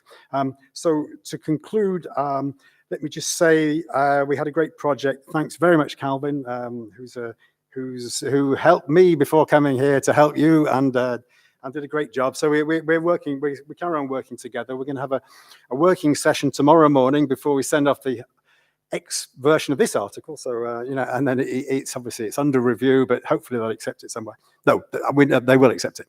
And so the focus groups anyway I think they were great because they allowed us, it was an exhausting period, but they allowed us to get tensions that you can't. I mean, you can do a survey, you can do interviews. They've got advantages and disadvantages, but the focus groups were really nice. Actually, they allowed us to very usefully complement our project. Thank you. All right, thank you, Alistair. I think we already decided to steal some minutes from our lunch break, and I would say we could merge the Q&A for Alistair's paper with a general discussion, and I invite you to come here in front to the mic. So are there any questions directly to our last paper, please? Yes, please. I've got an omnibus question. It covers yours and also Carsten's this morning. What's running through my mind is AI, smart cities, buildings that can kill people, cars that can kill people if it all goes wrong. AI-driven society is going to happen regardless.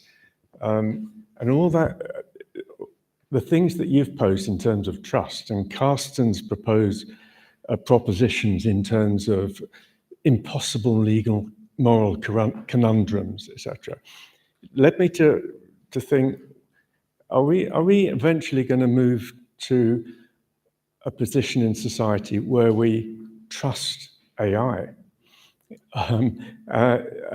in a similar analogous way to how we trust people?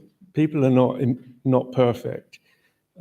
Last couple of years in Hong Kong, as you know, there has been unbelievably bad decisions made in government and corporations and things. But we trust we tolerate each other. We decide we're going to trust humans to govern our corporate life together, regardless of their mistakes, regardless of the fact that they fail on just about all of the items that Carsten listed in respect to AI. So will we come to a position where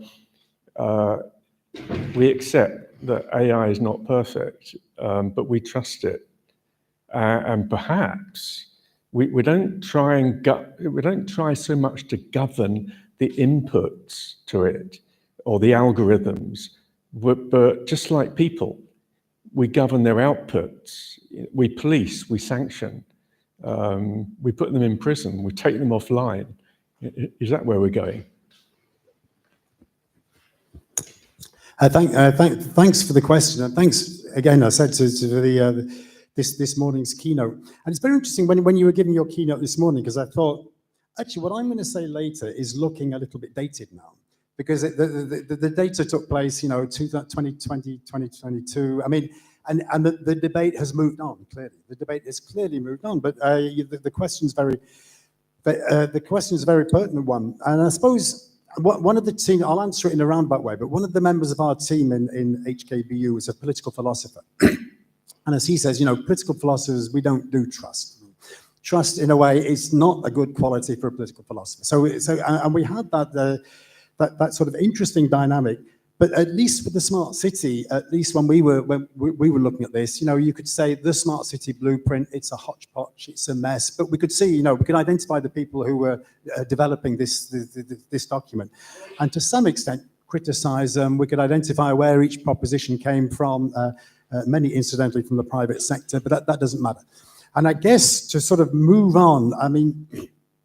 I think your distinction between inputs in a way and outputs is fascinating, and I don't really know how to answer that question except to say that on the smart city, at least, at the end we had from our Hong Kong-based correspondent, we had this sort of begrudging acceptance that the convenience of smart city apps was so great that it outweighed the kind of inconvenience in a way with the process of data. The delivery of services. So I suspect you're probably right. They will come to trust AI, which, as we know from the morning session, is something that we shouldn't do in many senses. Yes, all right, thank you. Are there any general questions to our panel?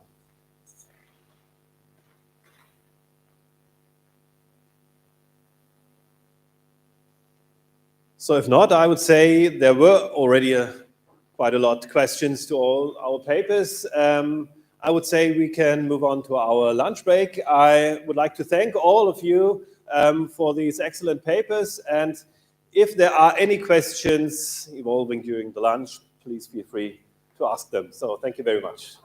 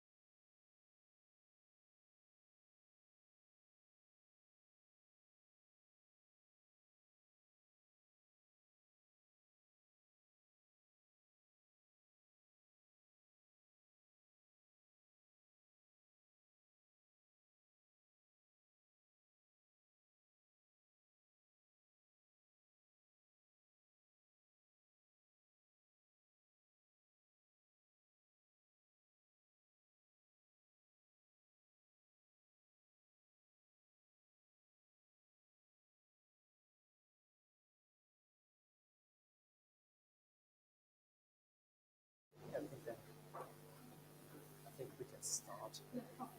Okay. So welcome back, everyone. I'm pleased to introduce Elizabeth Schoaf to you.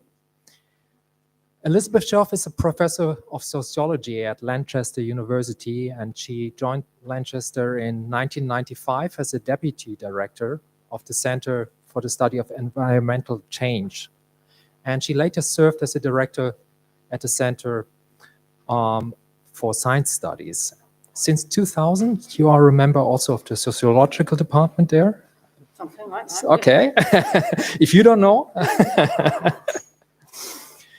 Her research areas include social theory and, particularly important for us today, everyday practices and routines and changes in social practices.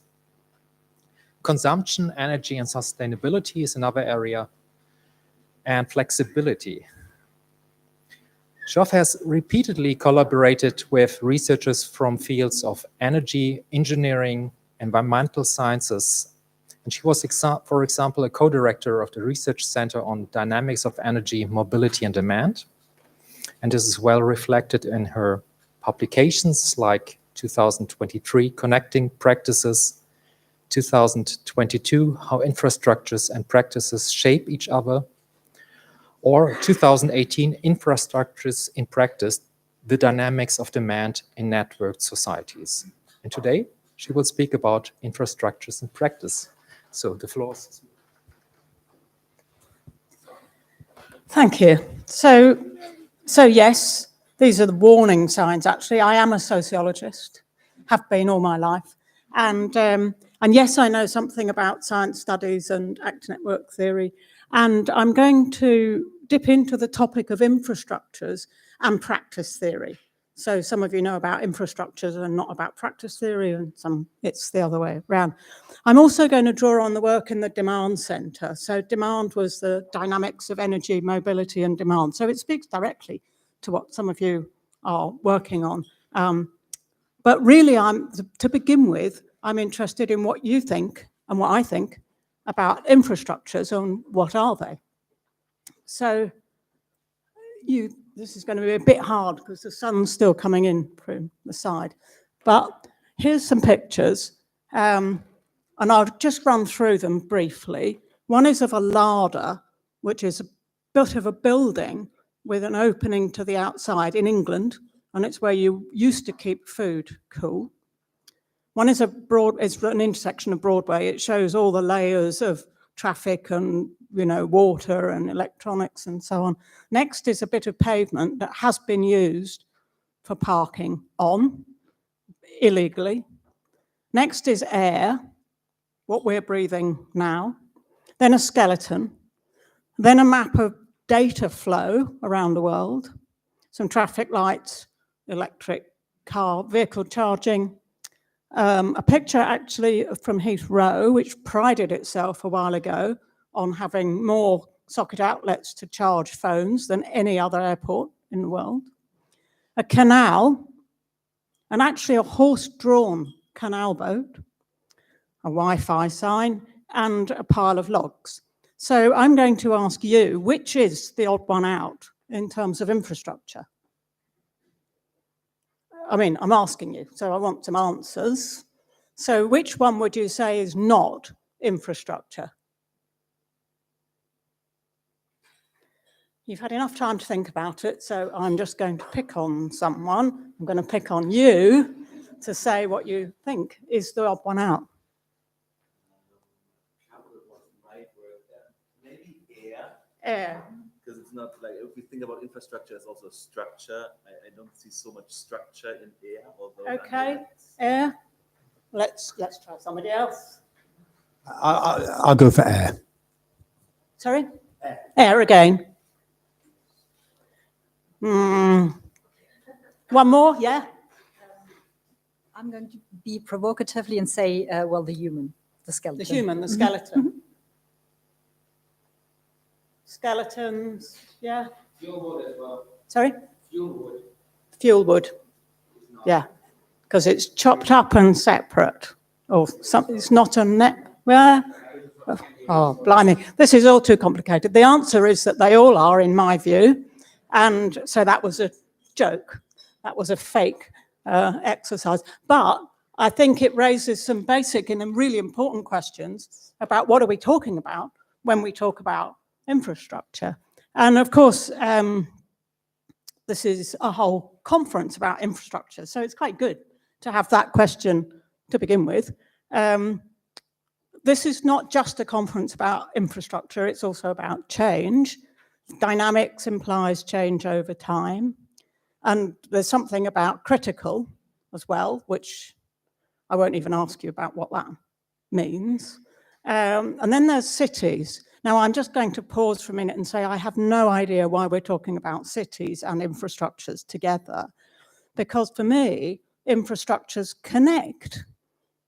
They're networks in some senses, so they move between, they connect it. Anyway, this is your conference, not mine. I can understand it because cities are important administrative units. They do things, they have policies and so on, and there are issues of density that you can follow.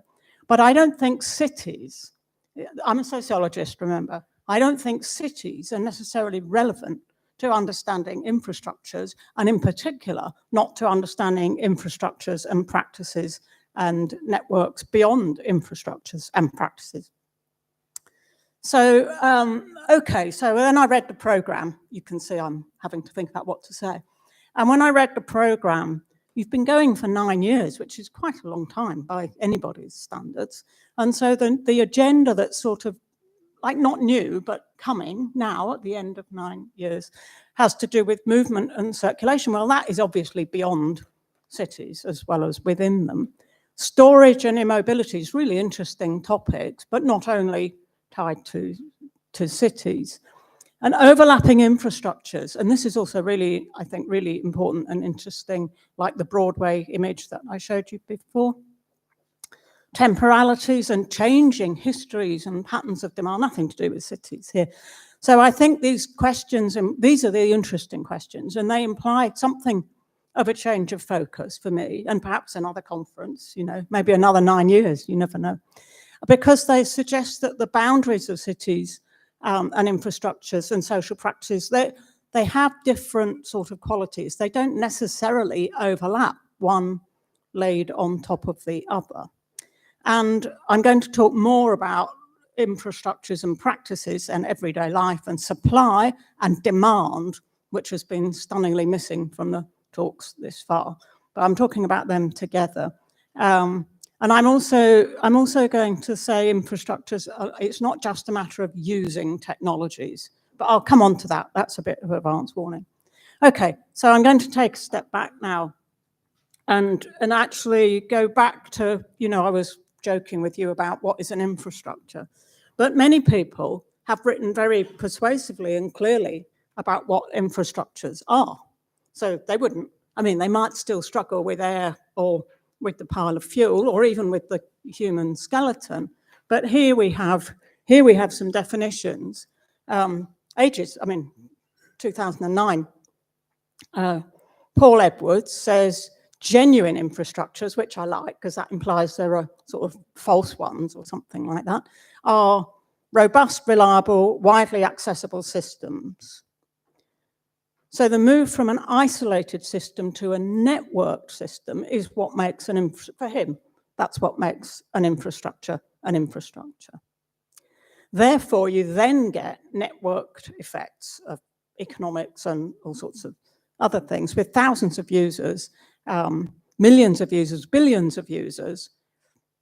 So there's something about connectivity there, something about economics and scale there that make an infrastructure not an isolated system. But you can tell whether you've got one or not. It's there or not there.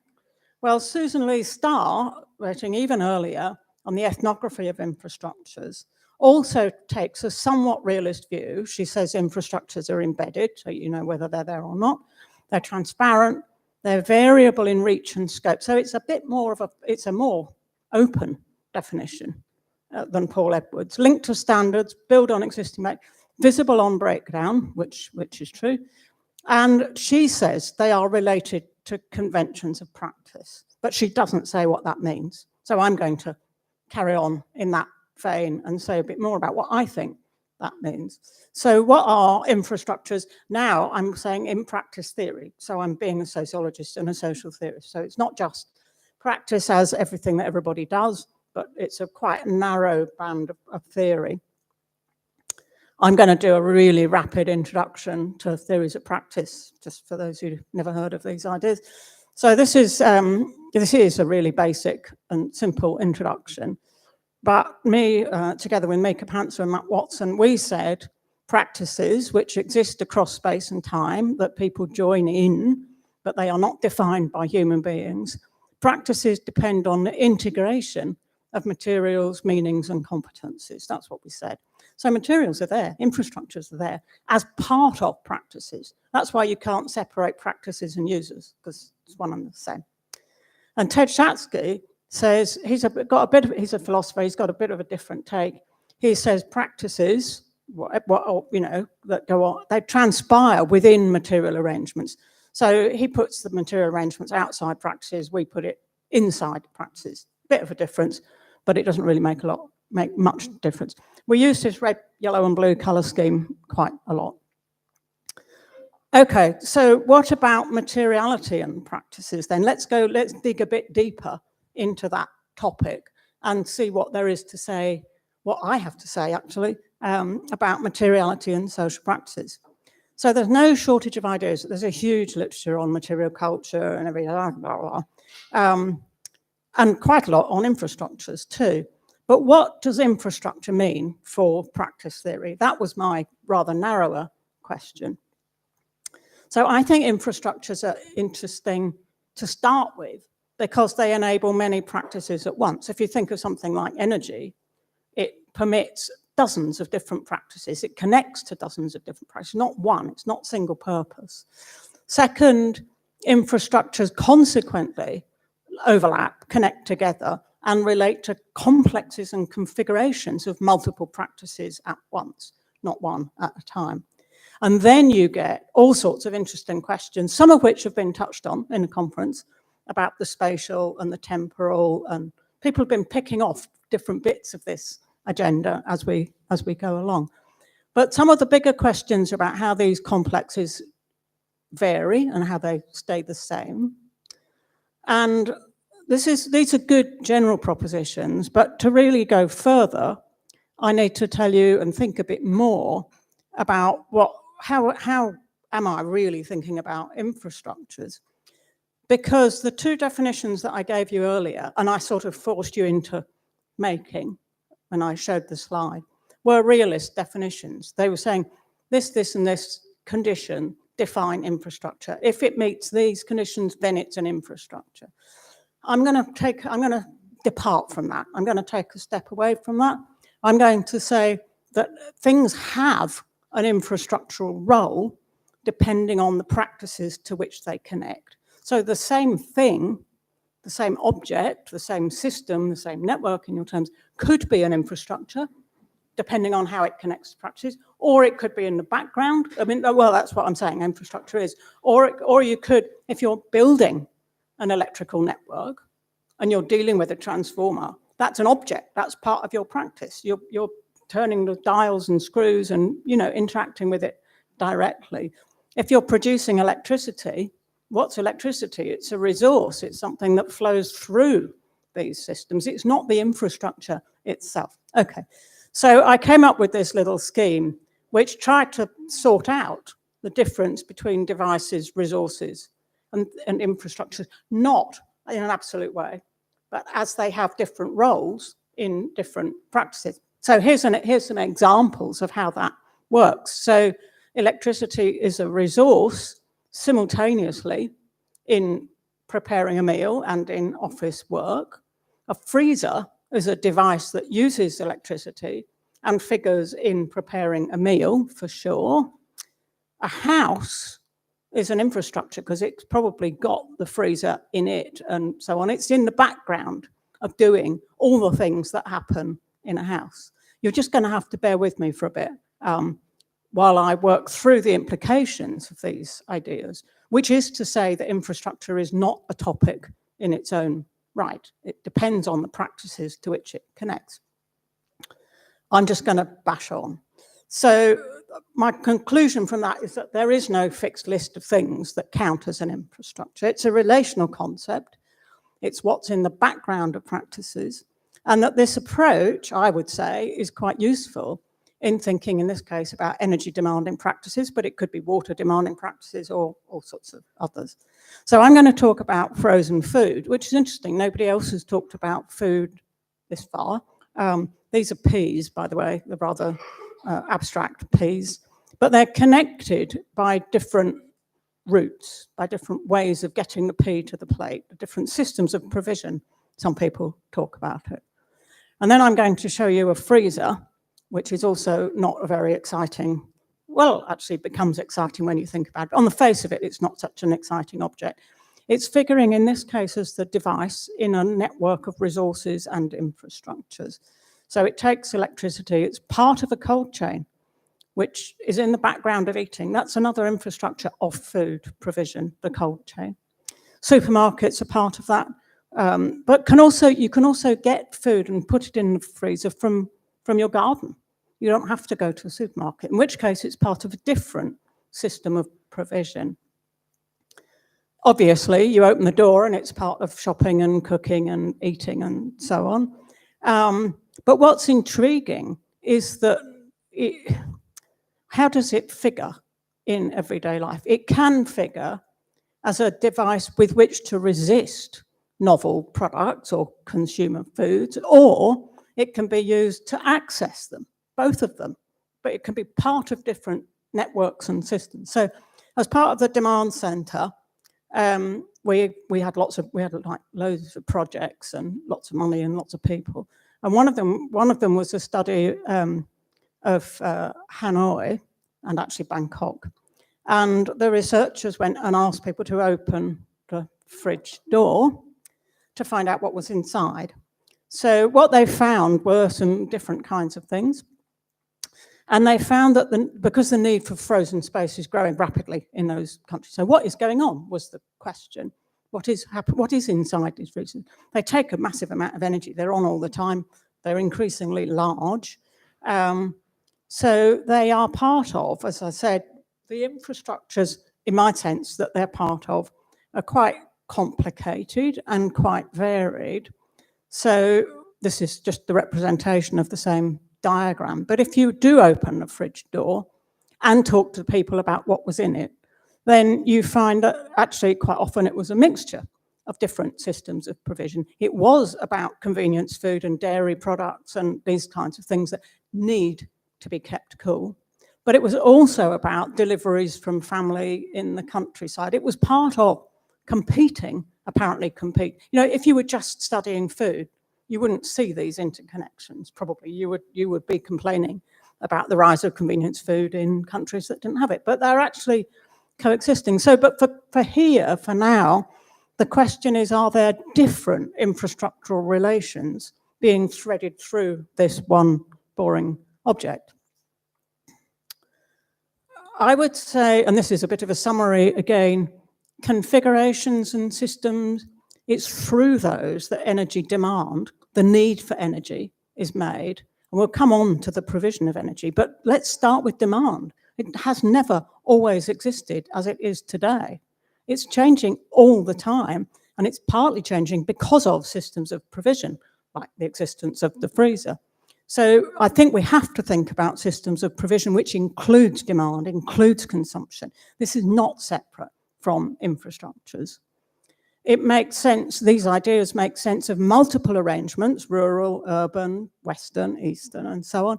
It connects to multiple practices, provisioning, making the freezers, running the supermarkets, storing, cooking, eating. It's not one, it's a connector in that sense. It's linking these different systems.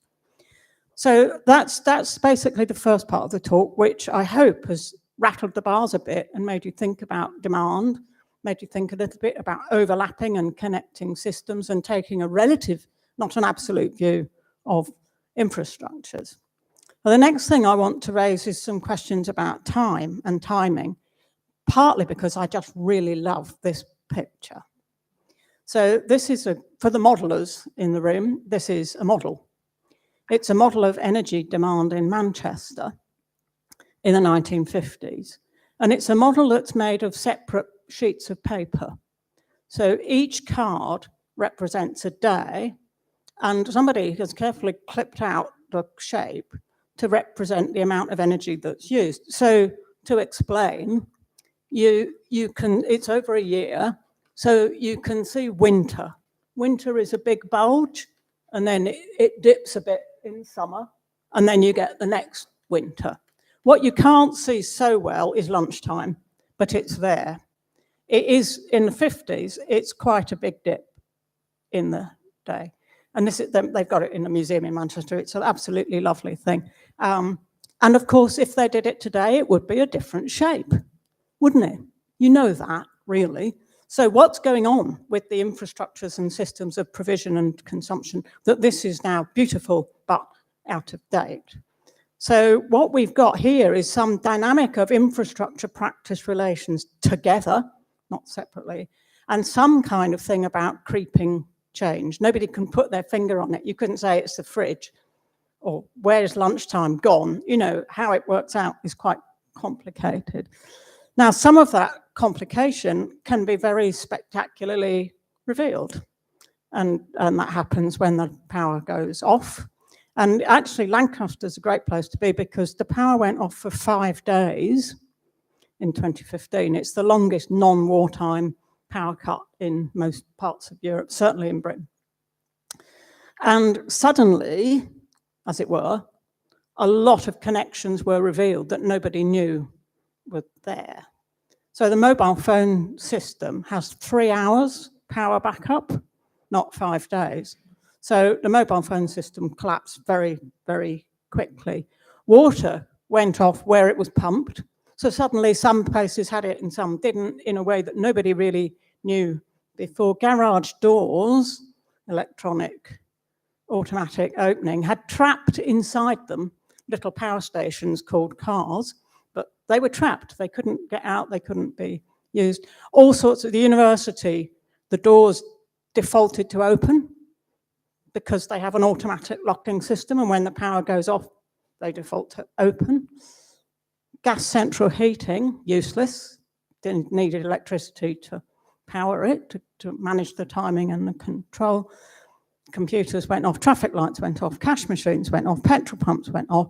Nobody knew how to use an old-fashioned telephone, copper wire, but it still worked. So there were other, it wasn't just the technology that had gone. It literally shone a light into the changing moments of histories. And it's very much like Heike was talking about with the multiple chronologies overlapping here. So what did this show? One of the things, there was a really great meeting afterwards where the mobile phone companies came and they were not listed as critical infrastructure. So there was no government plan for mobile phone connection because they just weren't there. What the power cut also revealed was campers, people who go camping, were just in heaven. People who have open fire, like closed fires, like stoves, were also in heaven. They had light and heat and cooking. And people, we weren't quite after 5 days, it was December, but we weren't quite at the point of looking for the smoke out the chimneys, but nearly, because then you would know which neighbour to go to for these kinds of systems of provision. Anybody that still had an old phone had communication, but not many people, you know, that was a bit variable. Battery backup, old typewriter worked fine, actually. No need for any kind of technology there. So the consequences were very variable as an effect of the changing histories and the geographies of provision, which nobody knew was so patchy or so unequal, or where they were until the power went off. And I think the point about this is that it shows you that the dynamics, the temporal thing that I show, also has a spatial aspect. Cities are not part of it. This is a much broader kind of set of issues of comings and goings, and histories and flexibilities. Now, of course, this was 2015. That's now quite a long time ago. And the pattern would be different if the power went off now. It would be different. But there's still the case that infrastructural relations tied to practices are partly shaped by past infrastructural practice relations. They don't come out from nowhere. And so this is also a nice picture of throwing shadows, how past infrastructures throw shadows into the future. You saw that in the power cut with the stove, with the typewriter, with the batteries, and so on. Okay, so hopefully I've done a little bit more on space and time and infrastructures and the relation between them with these few examples. So the last part of the talk is actually about inequality and difference. And so again, people complain and whine, practice theory's got nothing to say about this, but that's not true. So here's a map of London. Actually, it's the congestion charging map. So ages ago, you had to pay to drive a car in. But what it shows is hot spots and cold spots at a particular point in time. The red is where there's lots of traffic. The blue is where there isn't at a particular moment. Now, that is not random, and it's not an accident. It's a function of origins and destinations and the historical development of London, onto which the congestion charging has been dropped, as it were, as a system, which is itself part of that ongoing process. Now, if you live or need to travel in a certain part of London, you are more or less advantaged in terms of those long histories of opportunities, destinations, provisions, and not. We know that, and we know, even geographers know, there are hot spots and cold spots in infrastructures.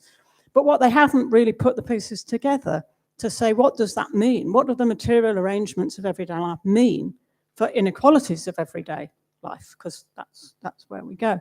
Nor have they very much, I mean, perhaps apart from Heike, put these together. So this is London in the late 1700s. It's still got a pattern to it. It's still got structure. And here's a much more recent one, picture of some kind of horrible battle going on between cycling and a car and road planning and I don't know what. But it's a part of the history of cycling and driving, and it's part of the making of possibilities and infrastructures, some of which are at the expense of others. I mean, we've heard about that, but there's no question about that. And practices are kind of, as it were, competing with each other, cycling and driving and so on and so forth, not at random, but through the past history of availability, of space, of what's available, and so on. So these are real-time battles and real-time platforms of possibility. And again, I think what's interesting is infrastructures enable many practices at once. So the battle is not between one practice and another, although I've shown that here. It's between whole clumps or complexes of them together. Okay, so I need to be finishing soon-ish. It's a shame you're at the end of your 9 years, because I think there's a lot more to do. But maybe somebody else will pick this up. Maybe you will pick it up in the next 9 years, who knows? But some of these questions, I'm just going to list them now, really. Some of them are also questions for social theorists, or those of you who are interested in those things. How to move from the study of objects and material cultures to the study of connections and dynamics and processes. How to move from specific practices like cycling or driving or whatever it might be to complexes of them, to how they're part of and how they connect, like the fridge freezer did with shopping and food and these things. These connections are key. How to move from small to large, again, some people have talked about that, but also past to present and local to global. These are all together. They're not separate questions. So I haven't really got the answer as to what you should be studying next or how, but I have got, I think, things to think about a bit more. Include scale. So I've got some fish scales here, which is nice. But also because lots of little bits of fish scale make up a whole big fish. So there's something more complex about this image than just a bit of fish. The density of linkages, and I'm talking about linkages between practices, right? Not just wires or cables or something like that. Where are the practices that are so interdependent? I mean, actually, some of the AI stuff is really interesting, I think, in making densities where perhaps they weren't dense in quite that same way before. What about junctions and crossing? So I'm introducing a different language for you to think about exactly the same things that you've been thinking about. Of course, they're not exactly the same because the language makes a difference. But thinking about junctions and crossing points is sort of a way of thinking about ports or airports or stations or, you know, which is not situated, but it's about them as part of a bigger system. Variations and inequalities, and above all, in a way, forms of connectivity. So these are just some nice little pictures and colors and things to play with and think about. But yeah, I think we're not done yet. You know, there's a lot more left to go. And crucially, and I'll just finish with this, you know, demand and supply go together. Don't ever forget that. Temporality in history, there was no blank year zero. All infrastructures are built on a previous arrangement, like London. You know, it always does that. And these connections are not stable, and infrastructure is not fixed. It's part of these dynamics and not separate from them. So if I've persuaded you to stop thinking about infrastructures in that way and stop thinking about them as fixed and not relational, then I'll have done my job. Okay, I'm finishing there.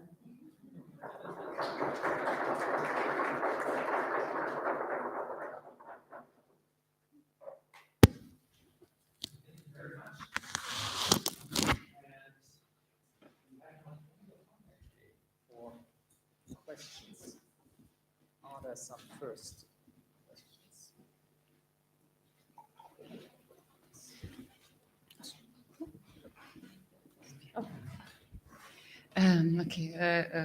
Thank you so much for this talk and for reminding us that even if we may criticize individualized demand, we still have to think it together on a broader scale, I guess.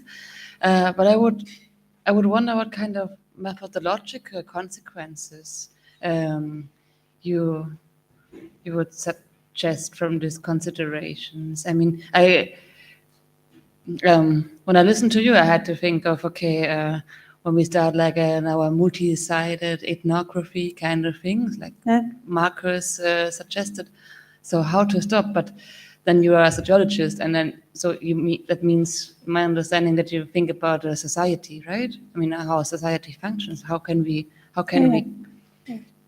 think this together from a methodological point of view? Yeah, I don't think there's one methodology, or I mean, it depends on the specific question.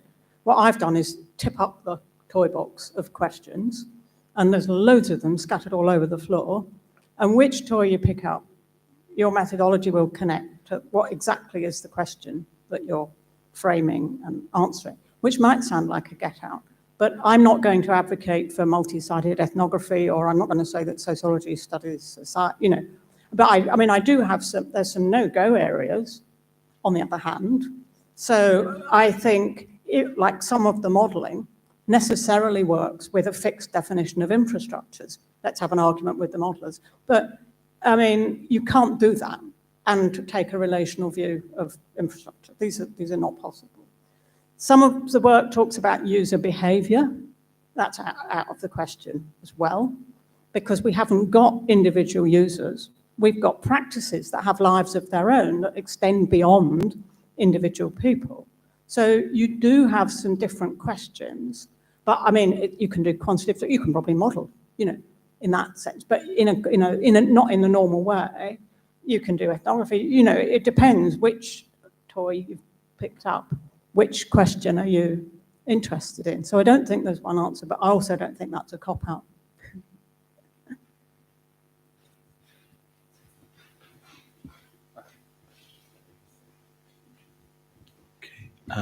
Yeah, thank you as well for this great talk. Share a lot of like sensibilities, I think, that were raised, and I have so many questions and comments. Maybe we can switch the mics. Oh. No. I think. Sorry. Thank you. So let me sort my thoughts. Maybe quickly going back to the question then, like what is infrastructure where you started, right? Maybe as a question, why does it matter? Like why is it important from your perspective to have this discussion and to try to draw a line, or like as blurry as that would be on one hand, and then picking up on that, like certain objects, artifacts, appliances can become infrastructure, are infrastructural at certain points, and they sometimes are not. And where do you draw the line there as well? Or like how can we grasp that or discuss that? What are maybe the factors? Thanks. Okay, so why does it matter at all to talk about infrastructure? Well, I got invited to a conference called Dynamics of Infrastructure, so that's one reason why. But before that, I found infrastructures in my terms, being background arrangements, in the background of many practices at once, challenging for social theory. It's a different way of thinking about materiality as connector. So that's my entrance to that. And of course, many other things come out from that. Does it? Yes. So I'm also quite keen to be critical of the realist listing of things that make up an infrastructure. And that's why I put this picture up, because I wanted to lure you, which worked very well, by the way, into answering that question in those terms. But not quite. I mean, people probably were thinking more complicated thoughts than I picked up from just an answer about the body. I mean, the wood is an interesting one, because that taps into standard, like it's not a network, but actually it is. You burn logs in the background of keeping warm at home. So what, you know, so but that ambivalence, I think, is the area to focus on. That's the interesting thing. What is the role of materiality, multiple materialities, in multiple practices? So that's why I would. I don't know what to do with it. Do you want it back? Yeah.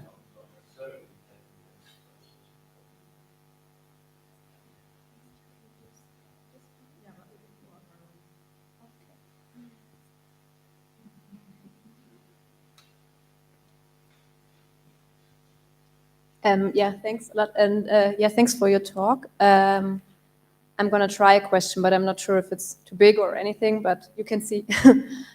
So, because we talked about this briefly yesterday, like how can you maybe also research inequalities from the perspective of Schatzky and practice theory? And then you talked about the cold spots and hot spots in Manchester, maybe. I'm not sure what city it was.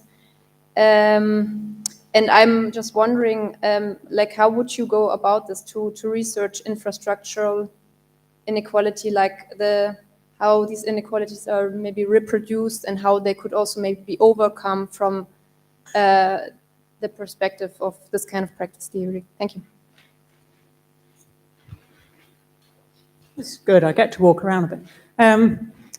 I think, I mean, inequality I did mention, and I include it in the topic.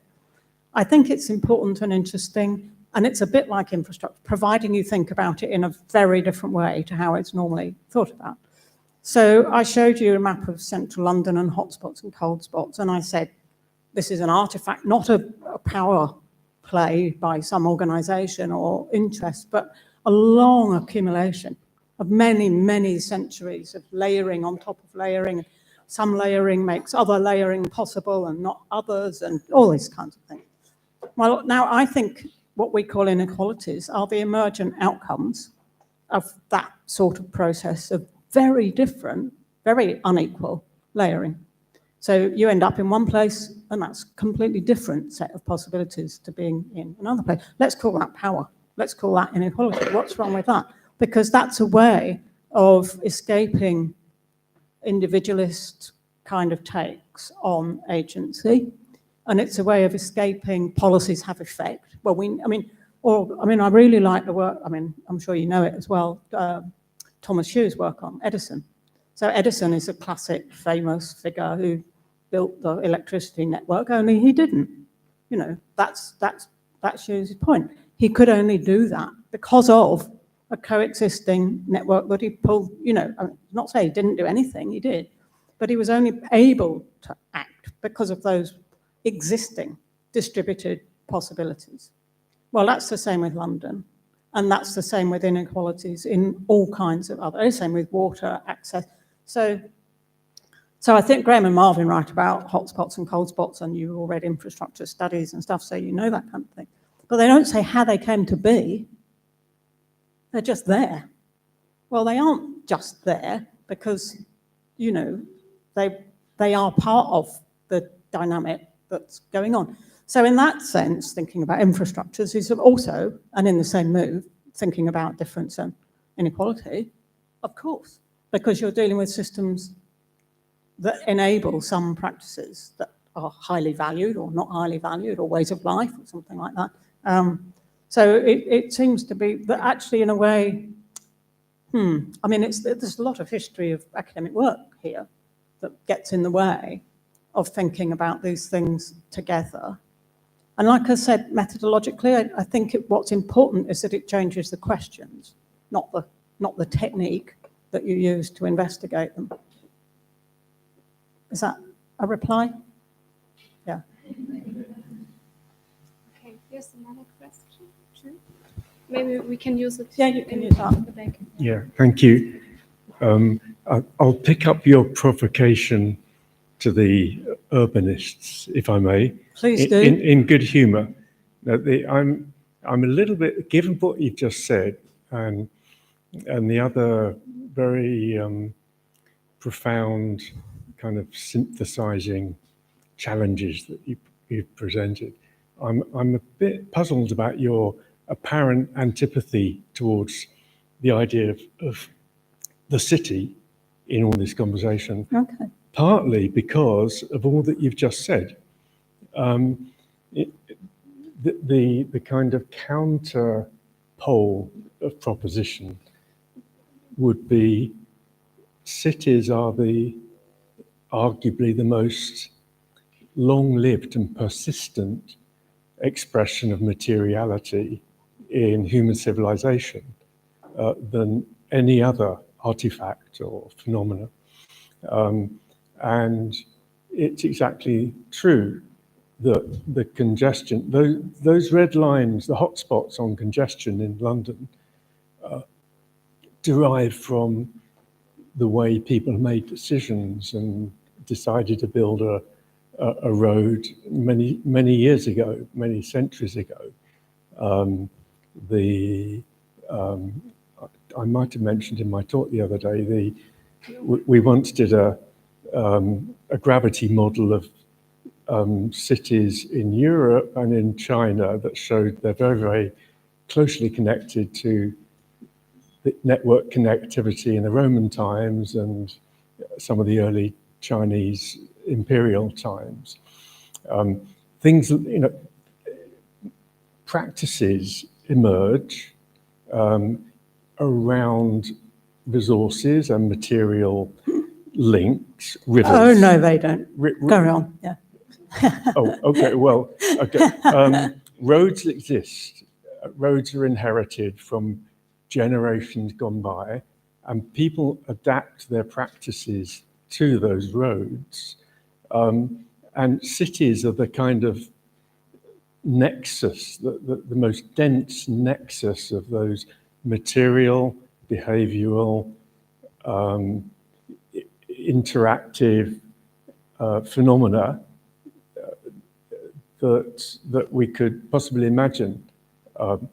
And as you exactly say, they all coexist together, they co-emerge together, and one determines the other, both in space and in time, and between groups and between communities of practice. Yeah. Okay, I'll respond. So, does energy demand come from cities? Is the history of the indoor climate and comfort unique to cities? What about clothing? Is that a city phenomena? No, I would say. What about water use, showering every day? Does that not happen in the countryside? I reckon it does. So how did that come about? Water demand is a feature of dynamics that are not urban. Definitely the case. Energy demand is not unique to cities. Of course, network, I mean, it was great in the demand center, which was great fun, and have a look at the website because there's lots of nice pictures and stuff. But we had somebody who was a historian of infrastructures, classic urban stuff. And we said, what about the wires? He said, what? Wires, we said, wire. How does electricity travel from where it's generated to where it's used? Wire. He was thrilled. He went and worked like mad on the history of wiring and wires and cables, because that was actually the way to understand the supply-demand interaction for him. You couldn't do it. You couldn't think about electricity without thinking about wires in that sense, because that was part of the network. And it wasn't, definitely wasn't, a matter of individual behavior or choice or anything of that kind. I mean, this is the sort of language that and the demand center was quite opposed to, because it gets in the way of thinking about the kind of historical change and it's not that people fill in a history or a space that's already waiting, and people are not the unit. You know, what I'm dealing with is the dynamics and lives of practices as they exist across space and time. That's what practice theories do. So the kind of framing of questions that you're putting is outside that logic. That's why we're having the dialogue here. You know, I mean, that's the whole point of having a meeting and an argument, because it changes the way you frame the questions. That's to go back to these other lines of inquiry over here. So I don't think, you know, if you're a transport modeler, you can say you build a road and people come to it. You know, that's obvious. People say that all the time. But they don't say where are these journeys going from and to? How is that part of a long-term dynamic of school or working or cars? Or they don't do that. They take a little bit of road and look at it in absolute beautiful isolation. And I think that misses what's going on. I mean, that's all I'm saying, nothing more than that, really. Well, a bit more.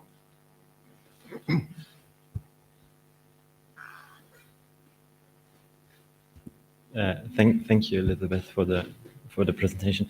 I was thinking about political relevance at this slide when you were talking about what is an infrastructure.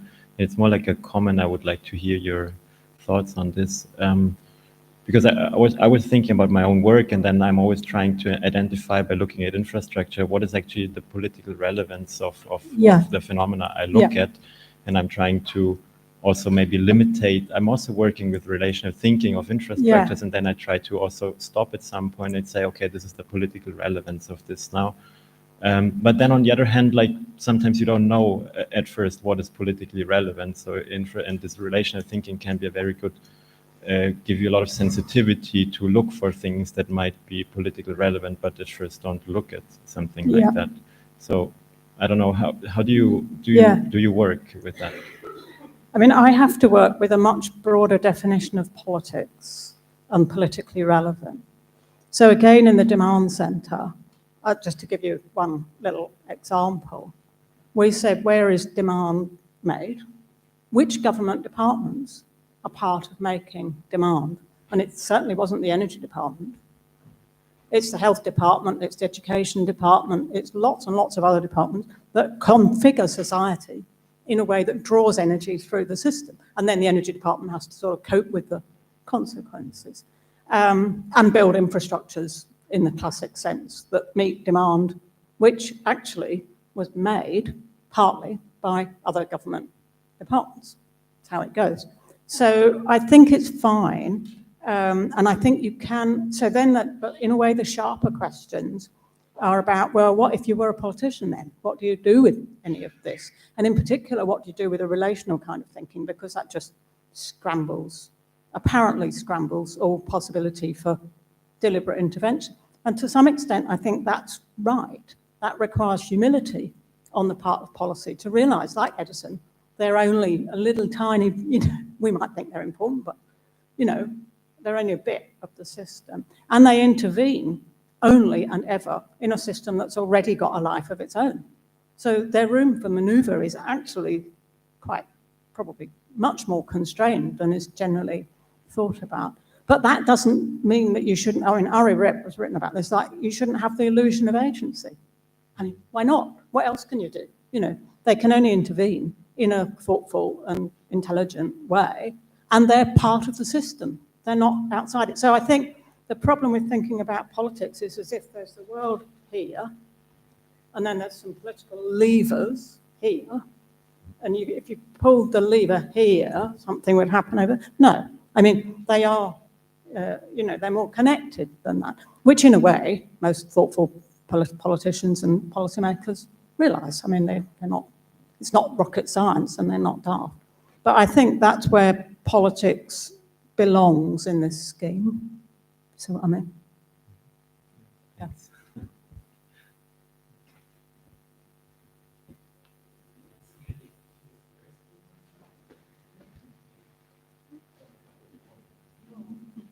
We still have time, right? Yeah. Okay, no, then I'll take advantage of this. Maybe a little bit related to the question about the city, why it doesn't so much matter in Europe. I was then wondering maybe, okay, if this, the idea of the urban is maybe not as important to dealing with infrastructures in this kind of way, what's the role of space? I think you kind of related a little bit to it, with scale and so on, right? But like what understanding of space is underlying that, and how do you relate all of this to space? That is complicated, definitely. I mean, well, or time, you could ask as well, they're the same sort of thing. I mean, for the purposes of a talk like this, I'm quite happy to go along with a Cartesian view of space and geography. I don't see any problem with that. I've shown you some maps, bits of London and this kind of thing, that's okay. And I have also talked about inequalities as building an accumulation of resources happening in some spots in a classic spatial sense. I haven't talked about cities because I think that is a distraction from these bigger questions of scale and so on. I mean, I don't think the city is a meaningful idea here. But scale, and the fish scales are good because like in some areas of social theory, as you probably know, there's an idea that the global is nothing other than multiple sites of local instantiation. And I kind of go along with that. So global processes are an abstraction and a reification from multiple instances of similar things going on. But this would get us a bit into deeper philosophy than we need to here. So that's why, for the purposes of this talk, I'm quite okay with classic geographers' view of space, which is on a map. You know. Of course, you could also say, like when I talked about the freezers, I'm implicitly dealing with a much more relational view. But, you know, I've talked to people from different backgrounds here, haven't I? So I'm a bit on the fence on that one, actually. And in a way, it would be interesting to talk a bit more about the history and the layering and the multiple chronologies with Heike, because I've really hammered that home. But where does that leave both of us, actually, in thinking about basic issues of temporality and sequence and, you know, how do we go on a relational view of that? I'm just not going there in this talk, but we could talk later. Yeah, so I'm sticking with the simple, relatively speaking, for now, for here. And still it's not that simple. Still it raises all these questions of what kind of materiality is an infrastructure and how you're supposed to deal with it. I think that's enough.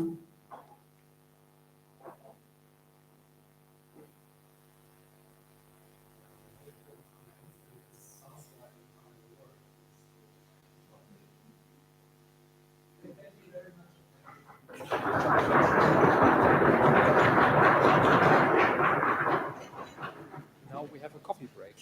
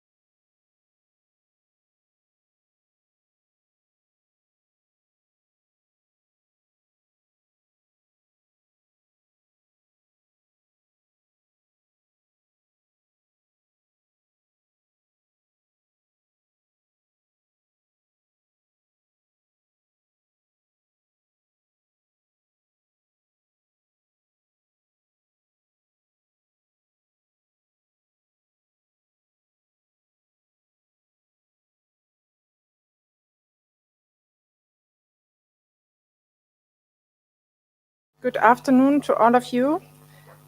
My name is Nadja Thiessen, and as I am dealing with the topic of water in my own research, I'm very pleased to welcome you to the panel of water systems. In the next hour, we will take a short journey through space and time from South Africa to Macedonia and then to Switzerland. Immediately after the presentations, we will have time for 1 or 2 really short questions. Like in the last days, we would then like to enter into the discussion all together in the end of the panel. And our first speaker is Romeo Dipura. He studied urban planning and urban studies at the University of Zimbabwe and at the University of Cape Town. He then held several professional positions at the universities in Cape Town and also in Cornell in the US, as well as working as an urban planner in Zimbabwe. Since 2022, Romeo has been working on his dissertation at the research training group KRITIS, and in his contribution, he will analyze the relationship between compromise and resilience in social technical solutions to the wastewater issue in so-called informal settlements in Cape Town. And we are looking forward to your talk. Thank you.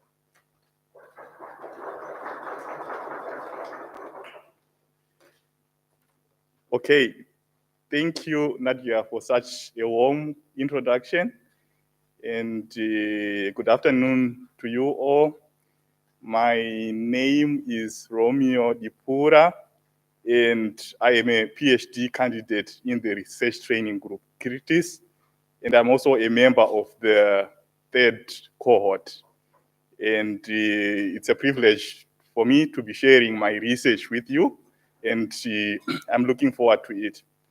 So my overall research examines how socio-technical solutions to wastewater management challenges enables or constrains resilience. And I look at that across different neighborhoods in Cape Town. So I'm working on a cumulative PhD, which means I have to publish papers and then compile that into a monograph. So what I'm going to be sharing with you today is a paper that I'm developing as one of the papers for my PhD. So just to give a little bit of a background, between 2015 and 2018, Cape Town experienced a historic drought, which crippled the water supply infrastructure and also captured global headlines. So since then, a lot of water governance debates, both in the academic field and also in policy, focused on how the drought was handled and also on how to diversify water supply beyond rain-fed systems.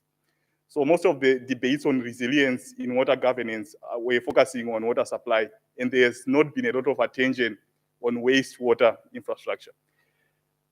However, Cape Town is currently undergoing a wastewater crisis, and which is marked by wastewater treatment works that are overwhelmed or running at overcapacity.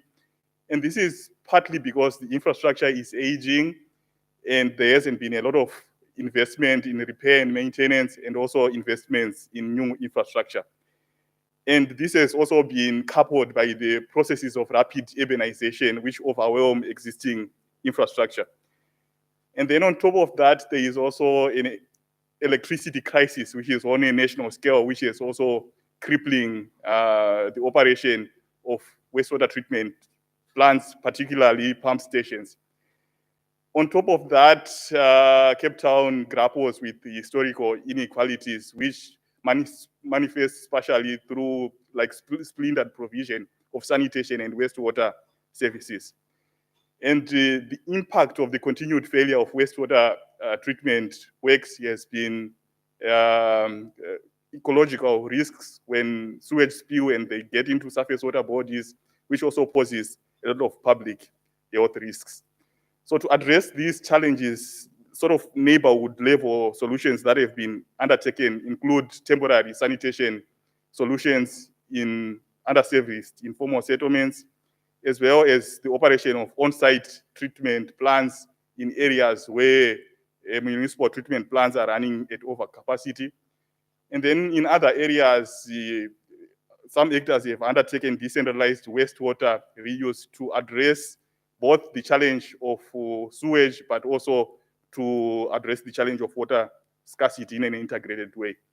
So while these sort of solutions have been seen as contributing to urban resilience, the trade-offs that are associated with these solutions have not been accounted for. So if we take a look a little bit on debates on urban resilience, we realize that since the 90s, there has been a lot of engagement with the concept of resilience in urban studies. And in these debates, resilience has been looked at as a normative concept where cities and city managers should aspire towards resilience. And however, with time, there is, of course, growing critical engagements with the concept of resilience, with what has been called by some scholars as the third wave of resilience literature, looking at questions of justice and equity. But in all these debates, there hasn't been a lot of engagement with the trade-offs that are associated with resilience interventions. However, recently there are scholars that have started to engage with the trade-offs that are associated with resilience. And in these discussions, resilience trade-offs are situations, are conceptualized as situations where building resilience in one aspect undermines resilience in another, or building in resilience in one component involves sacrificing resilience in another. And in this body of literature, there are different kinds of resilience trade-offs that have been put forward. And chief among these are fiscal trade-offs, where investments in some resilience components undermines investments in others, and also spatial trade-offs, where building resilience in one spatial scale undermines resilience in another. And then there are also temporal trade-offs, where building resilience in one temporal scale undermines resilience in another. And then there are also equity trade-offs, where building resilience for one group undermines resilience for other groups. While we have these different kinds of resilience trade-offs, the nature of resilience trade-off, especially as they relate to socio-technical systems in cities of the Global South, remain underexplored. And when we are talking of trade-offs, it is also important to think about how they are governed, which has more to do with the decisions that are made about these trade-offs and who gets to make those decisions and how are those decisions made. It asks us to think about who and where and why are decisions about resilience trade-offs made. And this leads me to the aim of my paper, which is to examine urban resilience trade-offs associated with socio-technical solutions to wastewater management challenges in Cape Town and how they are governed. So my first research question would be, how do socio-technical solutions to wastewater management challenges vary across different neighborhoods in Cape Town? And then how do resilience trade-off emerge from these diverse socio-technical constellations of sewerage services? And then the last question would be, how are resilience trade-offs governed in Cape Town? So just to briefly talk about my methods, I employ largely a qualitative study which involves document review and interviews. And it's all happening in Cape Town, which is a city in South Africa. And Cape Town is a highly fragmented city, and to kind of represent the different spatial realities in Cape Town, I adopted an intra-urban comparative approach where I look at socio-technical constellations of wastewater services across high-income neighborhoods, middle-income neighborhoods, as well as low-income neighborhoods. And this fragmentation is also racialized, as indicated in the graph that is on the side. So now to talk about the context or the different neighborhoods that I did my research in. So informal neighborhoods are characterized largely by low-income residents, and they are largely unplanned, and they are also characterized by high population densities and inadequate infrastructure provision. And the kind of solutions that have been put forward include temporary sanitation solutions, chemical toilets, container toilets, and these solutions have been driven by the multidimensional drivers of providing conventional sewers in these settlements. Now to look at the trade-offs that were involved in providing these solutions. The first one, the fiscal trade-offs, were mainly in relation to operational and capital costs.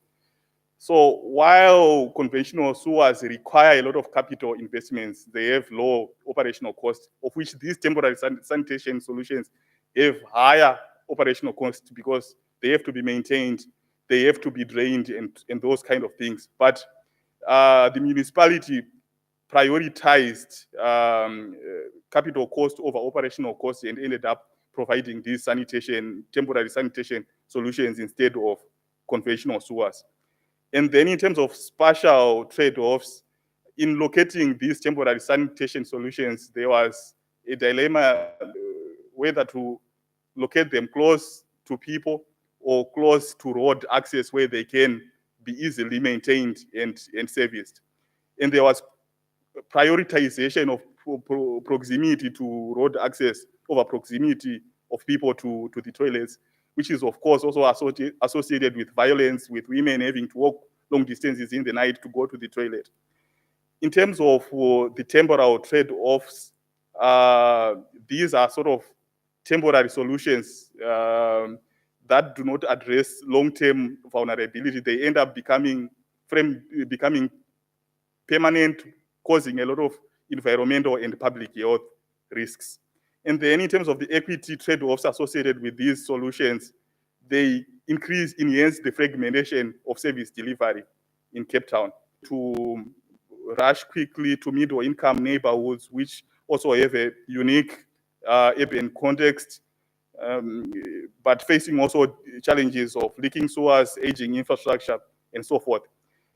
So in areas, in middle-income neighborhoods where municipal wastewater treatment works are running at overcapacity, on-site wastewater treatment plants have been adopted to provide, to facilitate the development of new public-private houses in areas where the municipal infrastructure is not working anymore. However, this also involves a lot of trade-offs because if a private developer is providing infrastructure for themselves, they don't have to pay the sewage services, and this undermines municipal revenue and investments in the municipal infrastructure. In terms of the spatial trade-offs, these also involve a lot of externalities. If you are going to have an on-site treatment plant, how are you going to deal with the sludge? If it overflows, how are you going to manage that? And that can also cascade to adjacent neighborhoods. In terms of the temporal dimension, if the city is not getting sewage charges, how can they invest in the long-term development of the municipal infrastructure? Then in terms of equity, of course, it also exacerbates the fragmentation of service provision. And then in terms of the functional trade-offs that are also emerging as key when we are looking at trade-offs in the context of social technical systems, because they are always interdependent and nested, is the impact of these on-site solutions on ecology and the environment. And then we move on to affluent neighborhoods where solutions are mainly geared towards wastewater reuse, but they also involve a lot of trade-offs that are indicated in this table. So if a lot of affluent neighborhoods are adopting wastewater recycling, it also means less money for the municipality and in context of Cape Town, they ran a cross-subsidization model where consumption by the affluent cross-subsidizes consumption by the low-income neighborhoods. So it disrupts that sort of arrangement and also means that it exacerbates the kind of inequalities that exist in Cape Town.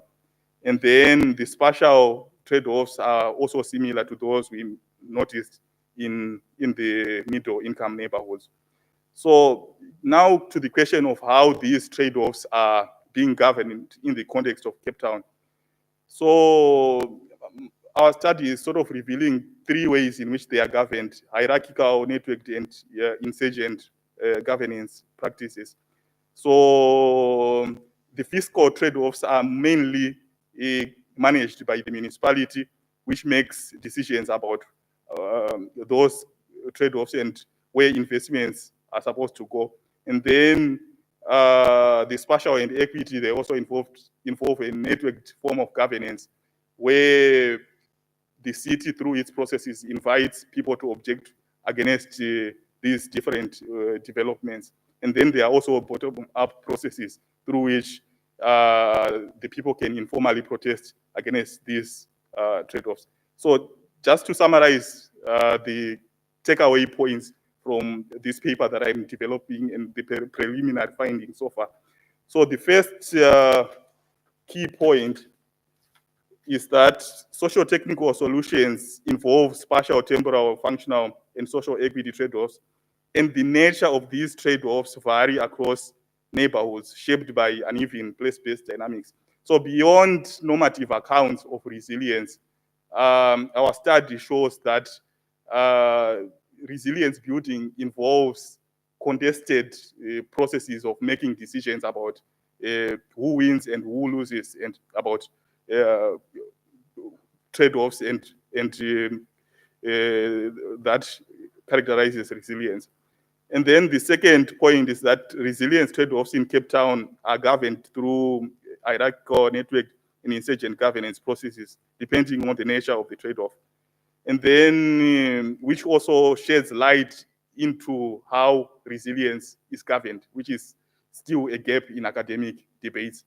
And then the governance of resilience trade-offs in Cape Town prioritizes short-term localized resilience over long-term citywide resilience building, with implications for equity and ecological sustainability. And then the last point is that our paper doesn't suggest that because there are trade-offs, then there shouldn't be socio-technical interventions to address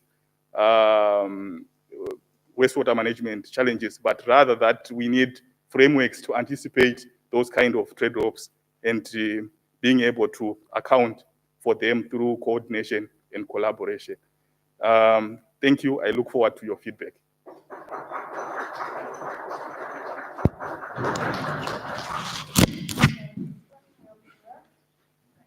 Thank you very much for this interesting talk. I have some genau, was works. Oben ist ein Knopf dran. Sorry. Now, sorry. So once again, thank you very much for this interesting talk. And are there some 1 or 2 really short questions of understanding? No. There is one. Okay.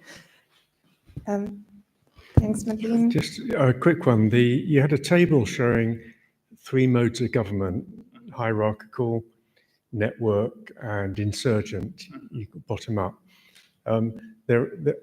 I'd be interested in knowing your observations about the stability of the network mode of government.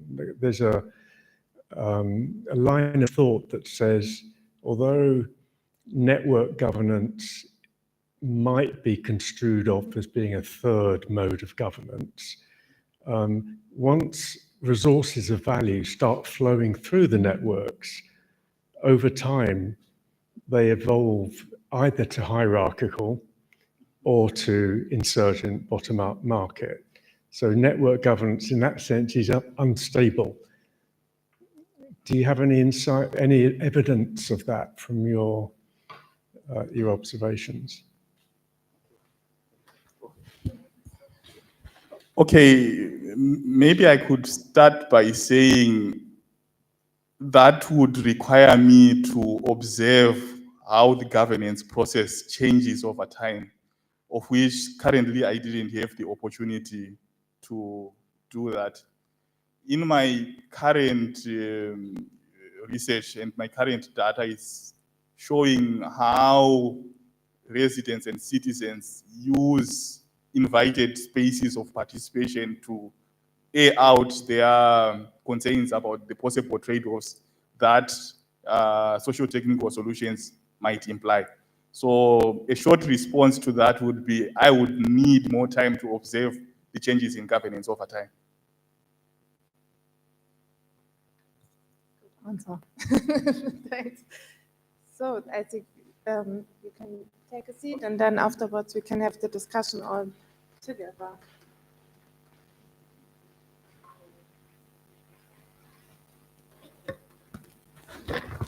Okay, so once again, thank you. And now we have to welcome Sanja Avramovska.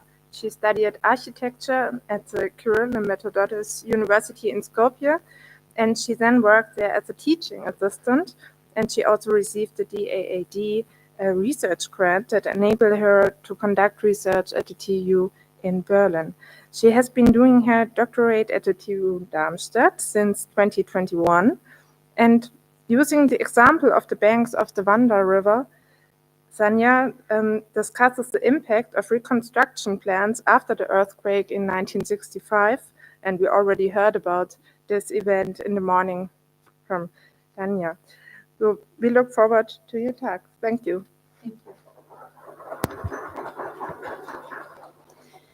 Hi everyone, my name is Sanja. So as you heard, I'm doing my dissertation here at the TU Darmstadt, but I'm working in Skopje as a teaching assistant. So my research interest is in riverbanks, and today I will present about the case of Skopje, how the riverbank developed after the earthquake. I think my colleague Damian in the first session gave a nice introduction, so you're a bit familiar with the topic, but I will focus on the river and the riverbank more. So as you heard, this earthquake was a very pivotal moment in the history of Skopje. It struck in 1963. So it not only devastated much of the existing urban fabric, but it also created a very unique opportunity for the city to be reimagined from the start. So central to the earthquake reconstruction, as Damian said, it was Kenzo Tange's plan for the city center from 1965. And the Vardar River, which is running through Skopje, took a more prominent role and became organizing axis for its administrative, cultural, and also recreational functions of the city. So the earthquake happened in 1963, early morning. A third of all buildings were severely damaged. Infrastructure was crippled, but a decision was made to rebuild the city in its original location.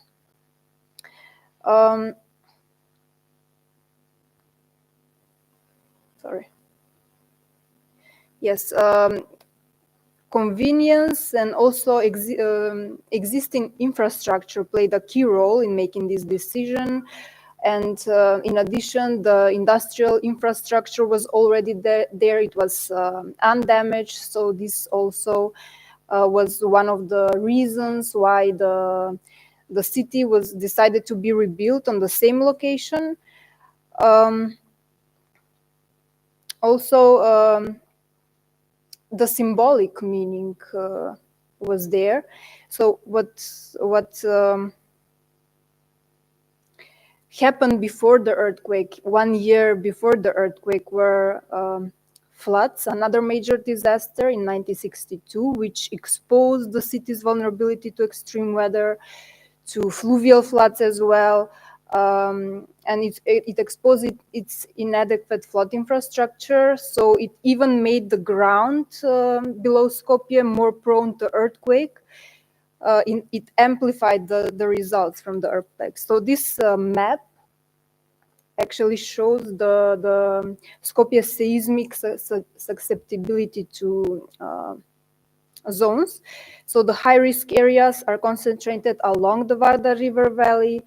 Brown shaded regions indicate high seismic risk. So due to unstable soils that are prone to earthquake amplification, and the yellow shaded areas are the lower risk with better soil stability. And this seismic zoning was actually very important for the post-1963 reconstruction efforts. So after the earthquake, the existing master plan for Skopje was almost inoperative. So the rapid influx of international aid and the pressing need to house all displaced population required new, more flexible plan. And research also confirmed that it was safe to rebuild on site if the Vardar River was regulated and the new building codes were enforced. So if it answers one of your previous questions, how the earthquake later influenced the reconstruction. So the entire reconstruction effort was called Skopje Urban Plan Project, and it depended on 4 key special fund initiatives, and that is creating construction training center, regulating the Vardar River, developing a regional plan for Skopje Valley, and also finalizing the urban master plan. So in the new 1965 master plan for Skopje, the river was treated as a unifying element, and the goal was to integrate both of the banks into one spatial composition. So low density, light construction zones were mandated along the river, of course, because of the seismological constraints, with large open spaces that protected the river corridor from future flooding. But the most interesting part maybe of the plan was the city center that is located directly on the river bank, which is here representing by this large red circle in the center. As mentioned, the Skopje reconstruction, one of its 4 main key projects was the regulation of the Vardar River. It was done in 1967. So at the time, the project was considered one of the larger infrastructure undertakings in the Republic. These images scans show the Vardar regulation in the city center, the project for the regulation. And in the section, you can also see the historical stone bridge, which crosses the river and connects the old bazaar with the, at the time, Marshal Tito Square. So I will briefly go through this. In 1965, there was a competition that was launched by the UN for the Skopje city center, where 2/5 of the prize were awarded to Mišević and Wenzler from Zagreb, and 3/5 got the Kenzo Tange team. So both winning concepts were merged into one final conceptual layout plan, which is known as the 9th variant. And as explained before, Kenzo Tange was very like a key figure in this transformation. He introduced the concept of transformers, which is built forms that mediate between fast modern transport and also daily life's slower rhythms. And an example is his Tokyo plan that influenced his later designs. Of course, in Skopje, he saw a chance to showcase how cities could adapt to new scales of movements and also to technology. So I will talk a bit more about the project for Skopje city center. The post-war expansion of Skopje, so after the Second World War, attempted to accommodate motorized transport, but it really lacked the efficient transition system between pedestrian and vehicular movement. So the 1966 conceptual layout for Skopje really used the idea of Kenzo Tange for the transformer, and it also employed the walkable city center.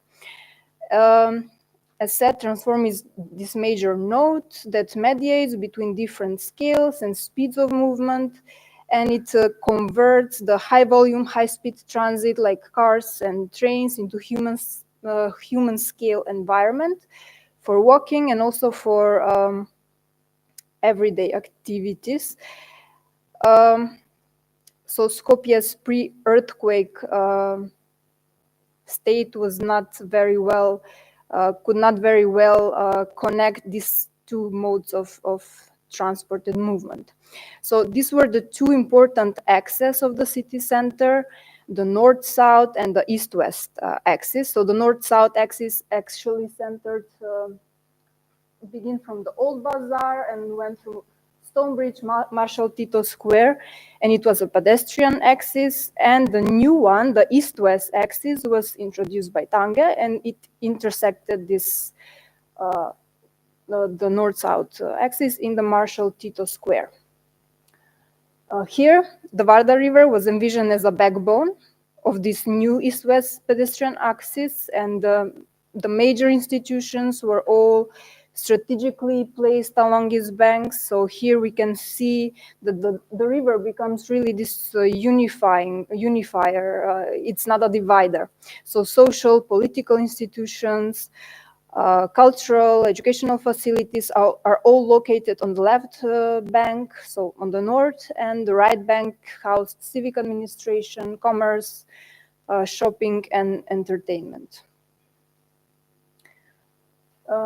And the transportation plan, where we can see a pedestrian-friendly central core, which was designed that segregated the footpaths for footpaths with the vehicle routes, and also the buildings are lining the banks. Also, new bridges were introduced, both vehicular and pedestrian, that help connect the old town and the new city.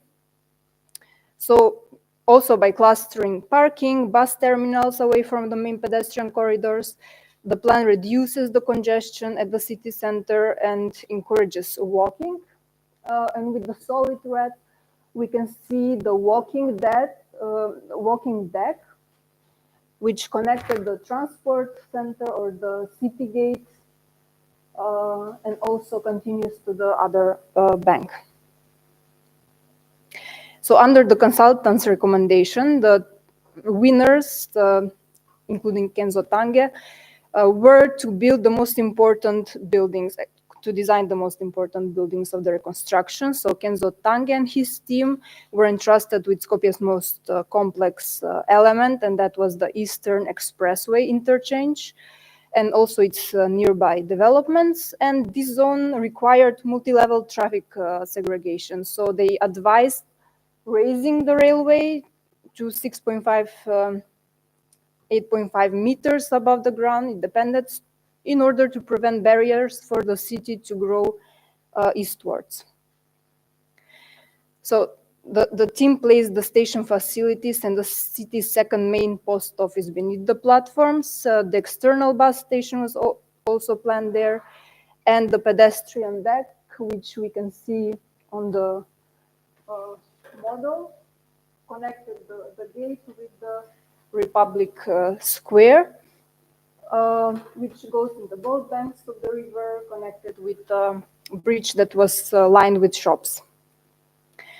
However, this vision and the master plan for the city were never fully realized. So this map illustrates the overlap between what was planned and what was actually built. The majority of mobility infrastructure was implemented, and key elements such as the walking deck, the Republic Square, which you saw earlier, and the connection with the city trade center were not really implemented, which of course disrupted this idea of the east-west axis. And of course, this affected how later the riverbank would develop. Unfortunately, in recent years, in comparison, the developments have been done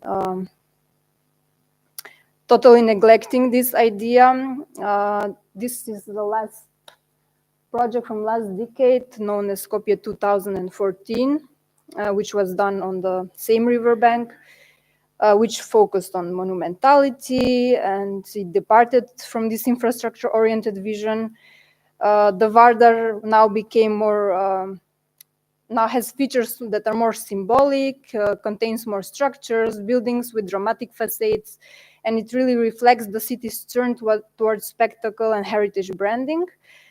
By adding these large-scale monuments, also the circulation was affected, but also the visibility to the river. On the map with the yellow, you can see all the new additions that were done in the last more than 10 years, 12 years maybe. Especially new residential developments took place in what was envisioned to be the Republic Square, shown on the left, that represent the abandonment of this idea. So just a brief conclusion. The city center project after the earthquake was based on multi-layered circulation, containing these elevated walkways, major roads, but also a focus on seismic resilience and how to cope with the danger of earthquakes. It treated the river as unifying axis, but also as, rather than a barrier, but also as infrastructure. So over time, developments along the banks demonstrated how it could shape the cultural and visual identity of the city. However, in recent years, the private interest and real estate market influenced how this idea got developed and got abandoned in the recent years. So that was all. Thank you.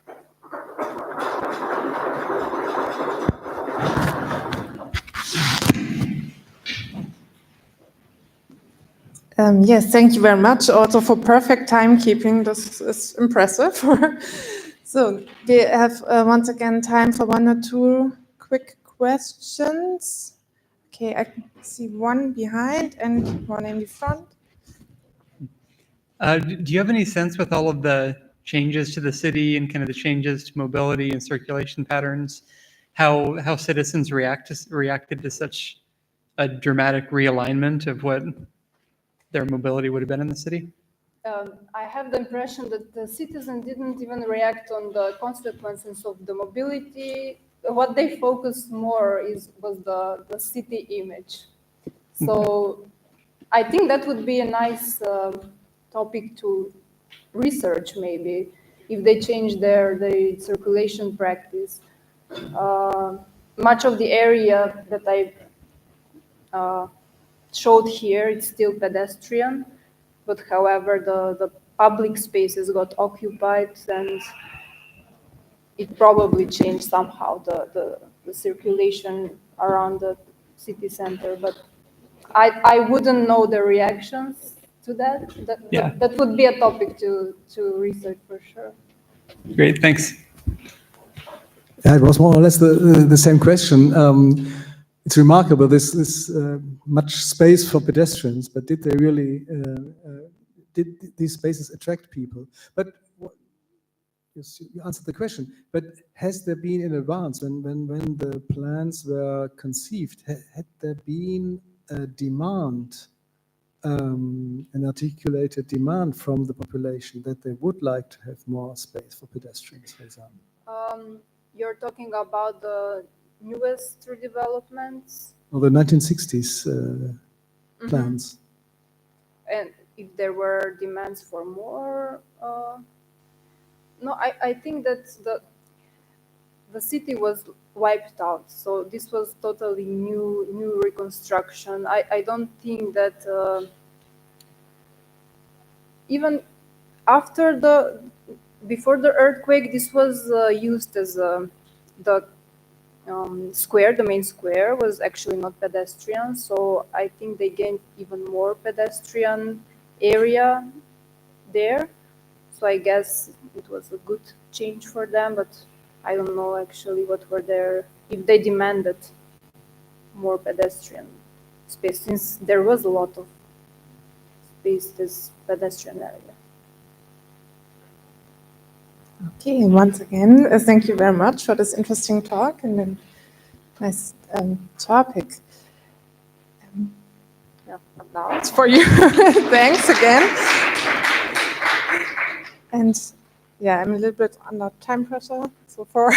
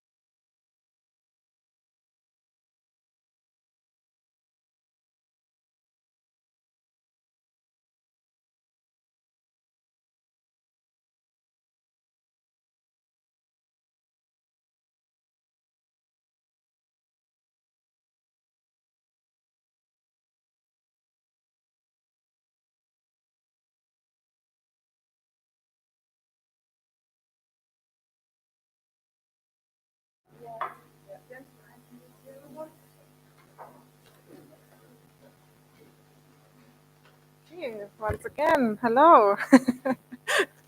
So we are back after our super short break. And yeah, as you already heard from us in the last 3 days, this is the final conference of our research training group, and that's also time for us to reflect about the last years, about the last 9 years. And we would like to use it as an opportunity to talk about our impressions from the last years working in research training group KRITIS and in this research environment. So the next 20 minutes, we will not only talk about critical infrastructures, a little bit, but not only, but we will also talk about our interdisciplinary work and also how to continue after the PhD, because some of us are still in the last year, and we try to motivate them, right? Right? Yeah. Okay, so I'm very happy to have my guests here. So the first is Jens Waller. You already know him from his panel yesterday, and he's a civil engineer, and he's part of the 3rd cohort of KRITIS. So what he is actually doing, he's writing his PhD. And then we're also very happy to welcome Eline. She's Eline Pun, she's a sociologist, and she's from the 2nd cohort of KRITIS. And she is now working as a consultant in the Netherlands at ECORIS in the team of regions and cities. So welcome, Eline, welcome back to Darmstadt. And yes, we are also very happy, especially myself, to welcome here Stephanie Eifert again. She's a historian and she was part of the 1st cohort, our research training group, and now she's an archivist and working in Saxony-Anhalt. So Stephanie, welcome back in Darmstadt. And last but not least, very happy to welcome Arturo Crespo. He is also an engineer from the 1st cohort, and now he's working still in Darmstadt as a postdoc researcher in the Institute for Railway Engineering. So now I would ask my first question, and then we will have a look how it will work out. So my first question is, because we are all now familiar with this topic, is about, of course, critical infrastructure, but not about a specific system. It's about how this kind of research shaped our view of the world. So after doing 3 or 2 or maybe 3.5 years of critical infrastructure research, how has this changed your views of the world and also of everyday life? So I can just speak for me. It was definitely a change in my mind. So I become a little prepper. I store some water and food and batteries and candles and everything at home. Yeah, because I did a lot of research about disasters, and that really influenced me a lot. But I know that my colleagues also had some better topics, not only about disasters and catastrophes. So what about you? What's your impressions? Hi. Okay. In my case, well, that was, I think, first of all, gaining a bit of a grasp of how difficult it is to deal with complex situations in complex systems. So actually, the objective is not really to solve the reason of the disruption or the disaster. It's rather on learning how to cope with it. So that was very interesting, me as an engineer, especially, to accept that, like, I cannot do anything to prevent this. The best strategy is just to learn how to deal with it when it happens. So I think that also shaped of course, my personal life, and also accepting a little bit of letting go. And yeah, I would say that would be in my case. Yeah. Okay. Yes, a little, on the one hand, a little bit like you. I start gardening, I start freezing, I have flashlights in nearly every room. But on the other hand, you understand everyday structures a little bit more better, I think. Um, as you sent me the question, I had in my mind, why are so many trucks on the highway? And the answer is because we have not enough tracks or trains to transport all the goods. That's some things where you have a deeper insight to understand critical infrastructure and why it maybe could fail or something like that. Yeah, I continue with the engineering point of view. Well, for me, what changed or what really came to mind when I started working with critical infrastructure is how many of those systems are interacting with each other and the interdependencies between all of those systems. Because if you look at, for example, the train network, if a coal train doesn't make it to the power plant, we don't have power. If we don't have power, hospitals shut down and all of those cascading effects. And that's actually really quite fascinating to me to really see how those systems work together, even though they sometimes are not even compatible with each other. Yeah, for me, it was a bit different, I guess, because I don't have an engineering background. And I guess when I started, I was probably a bit naive, thinking that it's mostly an engineering or a technical perspective. And it was actually quite nice to learn in all those years that sort of the other side, that it's a lot broader than that, and that there's that you can see it in everyday sort of practices and everyday life basically. And I have a little bit the same as you with the vulnerabilities or the risk part, because one part of my research, I guess, was also about cyber risks, and I didn't know anything about that at all. And now I'm fully aware of sort of everything related to that. So yeah. So great. So cyber resilience wasn't my topic, so I'm still vulnerable. But yeah, maybe I should read your book and then getting more resilient. So thank you very much for this first round. So it was also a perfect connection to my next question, because we did a lot of interdisciplinary teamwork also at the research training group. And yeah, as far as I remember, it was always nice to work with you, or especially with the engineers, to work with you together. But there were also some challenges. So when we talk about resilience, at the first weeks, an engineer was thinking about something different than I was thinking about as a historian. But then I think we came along and had some fruitful discussions. So it was also giving me really new perspectives of some concepts I used before without really thinking about this interdisciplinary background.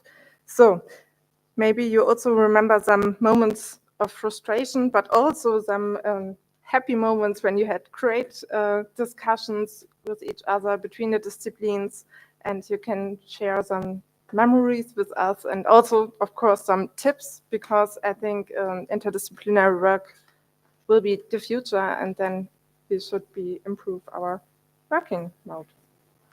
So, shall I start? Okay. Yeah, yeah, I guess I have a bit similar to you, that it was on the one hand really helpful in some parts, but in some part maybe also made it challenging. But where it was, I guess, really helpful, especially for me as well, is that my topic already was quite broad, and I already focused on a lot of different kind of topics, and then it was really nice to be able to talk to you or to talk to someone else about various topics and sort of get their perspective and expert opinion about it. And I guess it helped that we had these concepts that we could all sort of relate to in a way. But then I guess I also remember from we always had to present our research every year, I think, during the seminars. And somehow you get also pulled in a lot of different directions because there's so many different perspectives and backgrounds in the room, and all of those ideas are usually interesting, but then you have to sort of pull out the ones that you you focus on in a way. So that Yeah, I remember this feeling also. But I think as a historian, it's much more easier for me to just go in my history direction and not so far away from the top. So Arturo. Yeah, coming into this idea of going in your own direction from your background, there's two things that your question made me think. The first one was that we tend to play our roles very well without even noticing. So I was there and had to think like an engineer and be like squared and follow like, I don't know, rules and regulations and try to everything make it fit and so on. At the beginning, you're very like aware of this, not aware, like you're not aware, you're like very used to this line of thinking. And it, like, at least for me, it was a process where I was like, okay, I don't have to be that person. This is like more or less a choice that I have. And like, you get to think a bit outside of your own perspective and start like actually thinking. So actually this whole process taught me how to think. That's like working with all of you guys taught me how to really objectively think about things and not play my role as the squared guy in the room, so if you want to call it like that or whatever. So that was one thing. And the second thing was that once that shield is down, then you learn a lot. And you learn not only like a lot of skills of knowledge, basically, but also how to deal with people and how to work in a context where like you all together sit down and everybody with their own baggage and their own perspective try to solve a problem.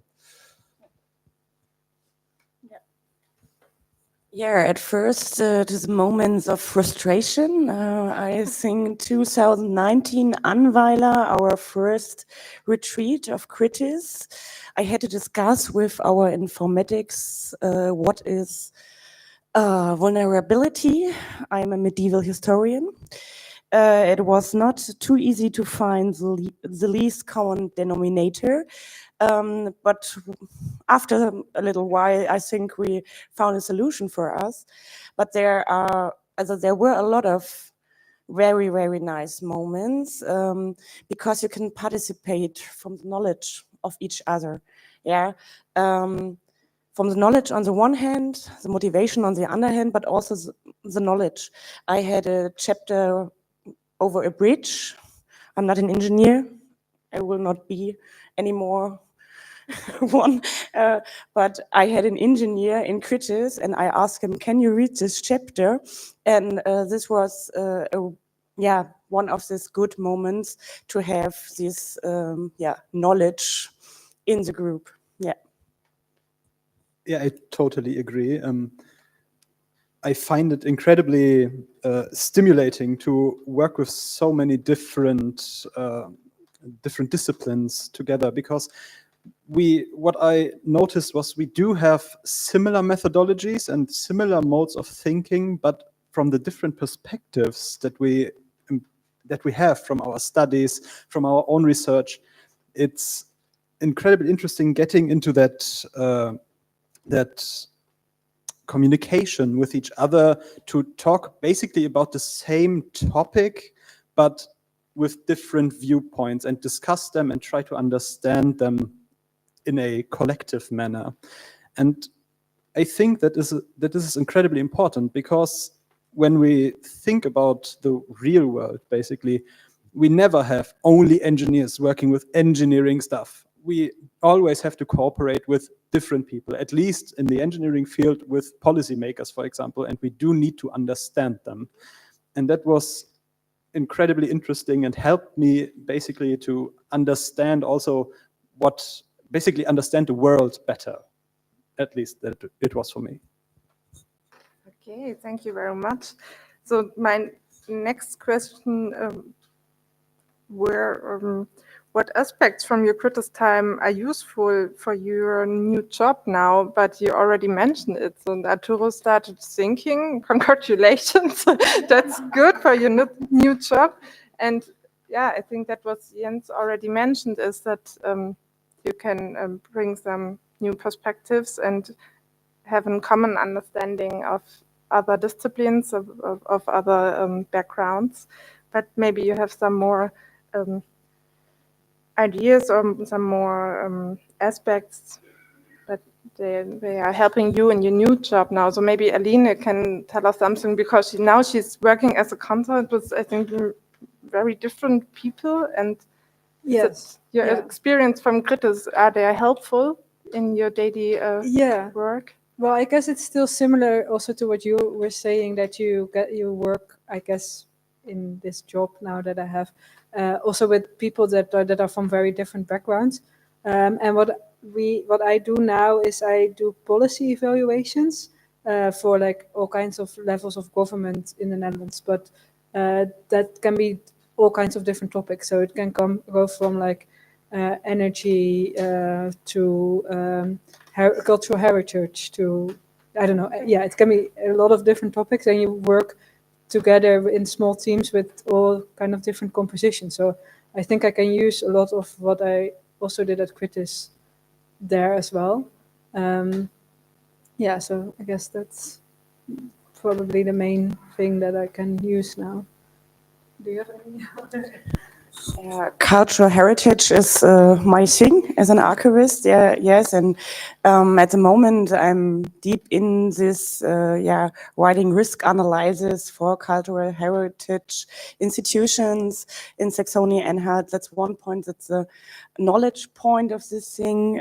But I think there's also this point, soft skills, which you learn in Kritis and which you need. I don't want to demotivate the third cohort, but the the PhD is in project, and after that project, another project will wait for you, and also this project will have its high points, but it will also have this valley of tears, which all of us know, and to hang in there and to do it.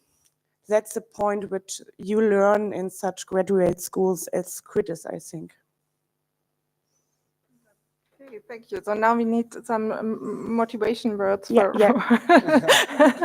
for the third cohort, because otherwise, So as far as I can remember, when I submitted, I felt totally happy and tired, but it was really a nice feeling. So you can look forward to this. But yes, maybe there are some more positive or positive thoughts about submitting, about ending, and the life after PhD. Oh, it's very bright and it's full of sunshine. There's like, don't worry, there's a light at the end of the tunnel. Like, I remember thinking about this, like the analogy was having a little spoon and having to dig a tunnel, and but I mean, you're not seeing the effort, or like you don't see the progress so easily. It just compounds over time, and at the end you're just on the other side and you're out, and yeah, life has meaning again. Like there's colors and there's flavors and so on. Especially the last part gets a bit heavy, but it's worth it. You learn a lot from it. You learn a lot about yourself and the fact that you can do it, and it's something that is very, let's say, it forges you. It forges you and forges your character, I guess. So it's actually something to look forward to, I guess. Not only finishing, but like your life after you finish. Yeah, I can't really talk about this yet because I haven't submitted yet, so I'm still in the final stage. You're off. But the end is near, I guess. So But, Okay, in German you say, es passiert nichts Gutes, außer man tut es. I try to translate this, nothing good happens unless you do it. It's your dissertation, it's your project, and you're the only one who is responsible for it. But in the end, all of your family and friends will be proud that you do it. And that's the point. And mostly you will get a lot of better job as before. Okay, I think this were some amazing last words. Thank you very much. Thank all of you for taking part in this discussion. And I now have the great pleasure to hand over to Sven. And thank you again.